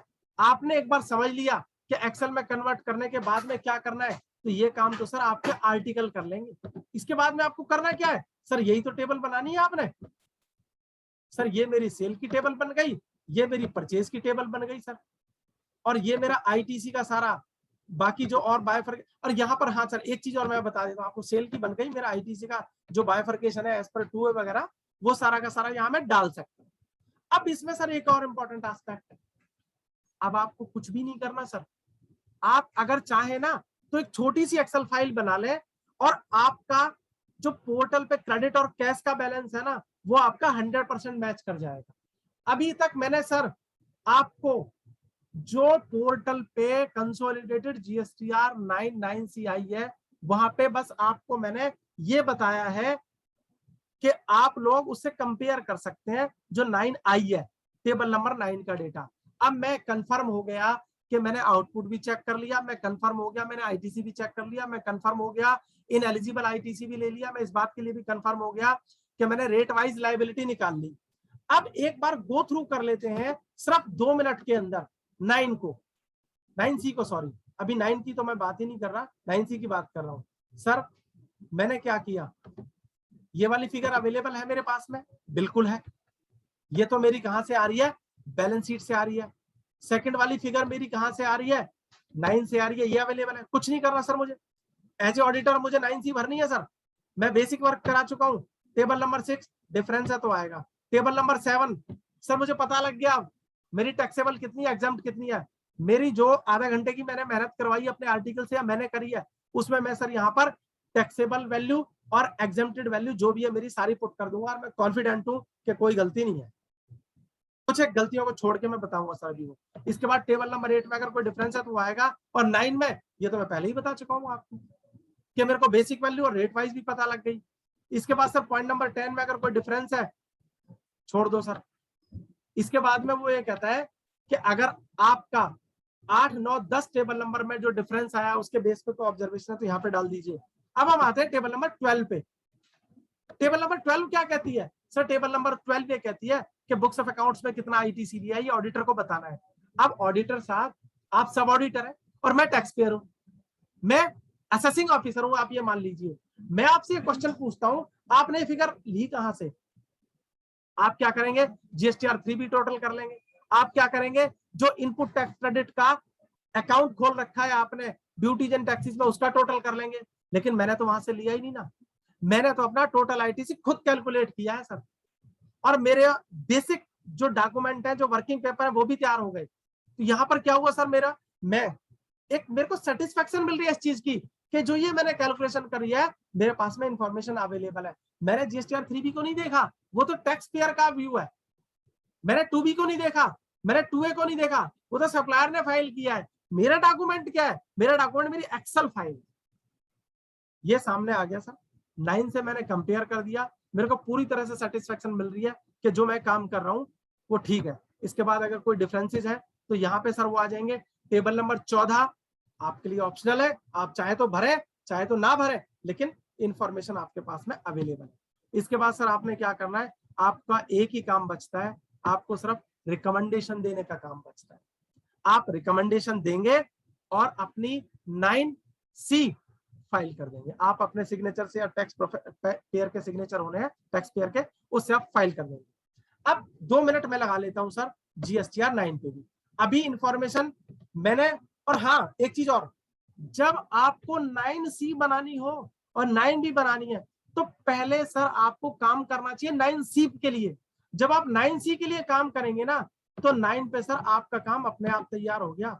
टेबल नंबर 4 कोई बात नहीं सर, अगर B2B B2C आगे पीछे ऊपर नीचे डल गया कोई फर्क नहीं पड़ेगा, कोई दिक्कत नहीं है सर, टेंशन लेने की जरूरत नहीं है। आउटवर्ड सप्लाई टेबल नंबर 5 में एग्जेम्प्टेड आती है, टेबल नंबर 4 में जिसपे हम टैक्स पे कर रहे हैं। आईटीसी अवेलेबल, सर मैंने आपको एक्सेल के थ्रू बताया था फार्मूला पुट करके कि बेसिक वैल्यू और टोटल अमाउंट आपका टैक्स का अमाउंट आ जाएगा आपका। सर वो बाइफर्केशन तैयार है। Table number 6A GSTR 3B की से आती है, ऑटो पॉपुलेटेड डेटा है 6A में। बाद वाला तो सर बाइफर्केशन ही तो करना है, और आपके पास में पूरी वैल्यू अवेलेबल है। अगर कोई गलती भी हो गई है ना, तो गलती भी आपको इमीडिएट पता लग जाएगी। कैसे गलती इमीडिएट पता लग जाएगी? आपको आईटीसी लेना था आईजीएसटी का, आपने सी और एस का ले लिया, तो आप तो अपनी कैलकुलेटेड फिगर डालेंगे ना, तो अपने आप ही नीचे सर माइनस की फिगर आ जाएगी। टेबल नंबर 6J में प्लस माइनस जो भी डिफरेंस होगा टेबल नंबर 7J में चला जाएगा। आपको आईटीसी रिवर्सल दिखाना है सर, यहां पर आपके पास में है ना वो फिगर, कितना आईटीसी रिवर्सल होना है। मैंने आपको दोनों तरीके से बताया था। जो परचेज में क्रेडिट आ रहा है वो भी रिवर्सल होगा, और जो स्टाफ वेलफेयर का आपने चेक किया वो भी रिवर्सल होगा। आपके पास में बेसिक डॉक्यूमेंट है, आप इंफॉर्मेशन वहीं से ले रहे हैं, वहीं से वेरीफाई कर रहे हैं। टेबल नंबर 8 छोड़ देते हैं, ऑप्शनल है। 9 में सर पेबल कितना है, पेड कितना है, ये आपके पास में इंफॉर्मेशन आई गई। इसके बाद सर टेबल नंबर 10, 11, 12, 13 हमने तो काम ही नहीं किया इस पे। क्यों काम नहीं किया, आप ध्यान से देखना। जब मैं अपना अगर बुक्स ऑफ अकाउंट्स के अकॉर्डिंग काम नहीं करता ना, तो सर मैं क्या देखता, पिछले साल में मैंने 3B में क्या दिखाया है, अगले साल की 3B में क्या दिखाया है। मैंने तो बुक्स ऑफ अकाउंट का डेटा लिया है। यहाँ पे फिर मुझे पता लग जाएगा कि क्या कोई ऐसा डेटा है जो नेक्स्ट ईयर और प्रीवियस ईयर में है, तो मैं उसको यहाँ पर भी आराम से पुट कर दूंगा। और लास्ट में सर आगे की टेबल तो पता ही है आपको, गवर्नमेंट ने ऑप्शनल कर रखी है, कुछ भी भरने की रिक्वायरमेंट नहीं है। तो ये सर मैंने आपको टैली प्राइम की नई फीचर्स जो मुझे बड़ी पसंद आई, आपका सेव व्यू रिपोर्ट थी, आपका गो टू की इंफॉर्मेशन थी, आपके क्रिएशन की इंफॉर्मेशन थी, और कुछ कनेक्टेड सर्विसेज जैसे कि आपका जीएसटीएन का वेरिफिकेशन, एचएसएन का वैलिडेशन, आप टैली की रिपोर्ट को रिमोटली व्यू कर सकते हो, और आप ई वे बिल बना सकते हो, ई इनवाइस बना सकते हो। और ये जो मैं अपना काम करने का मेरा तरीका है कि आप as a compliance software use नहीं कर रहे, केवल डाटा एंट्री के लिए यूज कर रहे हो, तो भी आपके लिए टैली बहुत बढ़िया फीचर दे रहा है। एक्सेल में कन्वर्ट करके थोड़े से समय में ही 9 और 9C ड्रॉ करना 100% एक्यूरेसी के साथ में। Thank you very much for Jaipur branch for giving me this opportunity, और स्पेशल थैंक्स टू टैली जिन्होंने मुझे 25 इवेंजलिस्ट में से इस स्पेसिफिक टास्क के लिए चूज किया। Thank you everyone, thank you for listeners. Thank you Rajesh ji, Ankit Maheshwari this side. And indeed sir बहुत ही इन डेप्थ आपने इस सॉफ्टवेयर को हम लोगों को समझाया, and I am really grateful for the time you have devoted for our branch, for the profession. My sincere thanks to all the participants who have attended this session, and I hope it was very purposeful and it was very meticulously explained. Thank you everyone. We look forward for many more sessions on this topic, and I think we should genuinely focus on the topic was the digital transformation, and at some point in time we should realize that this digital transformation is not a part of only Tally, but even as a part of the audit, even as a part of the assurance services.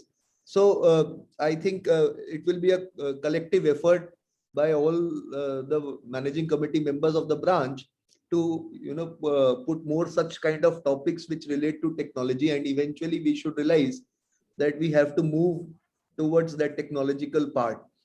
Thank you all, thank you so much. Hope to see you very soon. Bye. Okay, I have a small announcement. I have a small announcement. I will take only 2 minutes. सभी participant जानते होंगे, just मैं थोड़ा सा highlight कर देता हूँ. We have a special offering for all the practicing chartered accountant. जो हमारे चार्टर्ड अकाउंटेंट प्रैक्टिस में आए हैं 1 जनवरी 2015 के बाद, वो 80% डिस्काउंट में मल्टी यूजर लाइसेंस अवेल कर सकते हैं, ऑप्ट कर सकते हैं. एंड जो पहले के हैं 2015 से पहले की, वो जो है 50% डिस्काउंट जो है अवेल कर सकते हैं.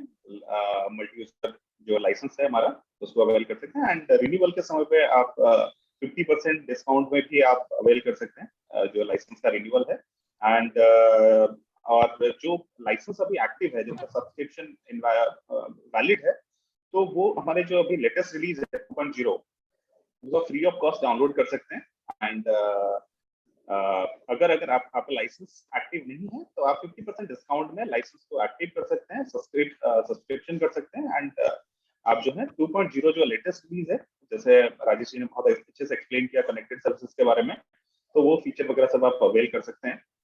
तो एक छोटी सी रिक्वेस्ट है, अगर आपको हेल्प चाहिए देन आप, हमारी जो टीम है, they can reach out to you to handhold you to migrate to the latest release 2.0, and it is really amazing. जैसे राजेश जी भी latest 2.0 ही यूज कर रहे हैं, and many of you would be using it, आप भी use कर रहे होंगे। एंड मेरा रिक्वेस्ट सभी पार्टिसिपेंट के लिए यही है कि आप 2.0 में आए और कनेक्टेड सर्विसेज को यूज करें। एंड जो काम है रिटर्न फाइलिंग हो या यूटिलिटी जनरेशन हो या अपना GSTR1 फाइलिंग से लेके HSN वैलिडेशन से लेके, इसको बहुत कम समय पे और सेम रिपोर्ट जैसे राजेश जी ने दिखाया जिसमें बहुत टाइम सेव हो रहा है, तो उसको आप इस्तेमाल कर पाए।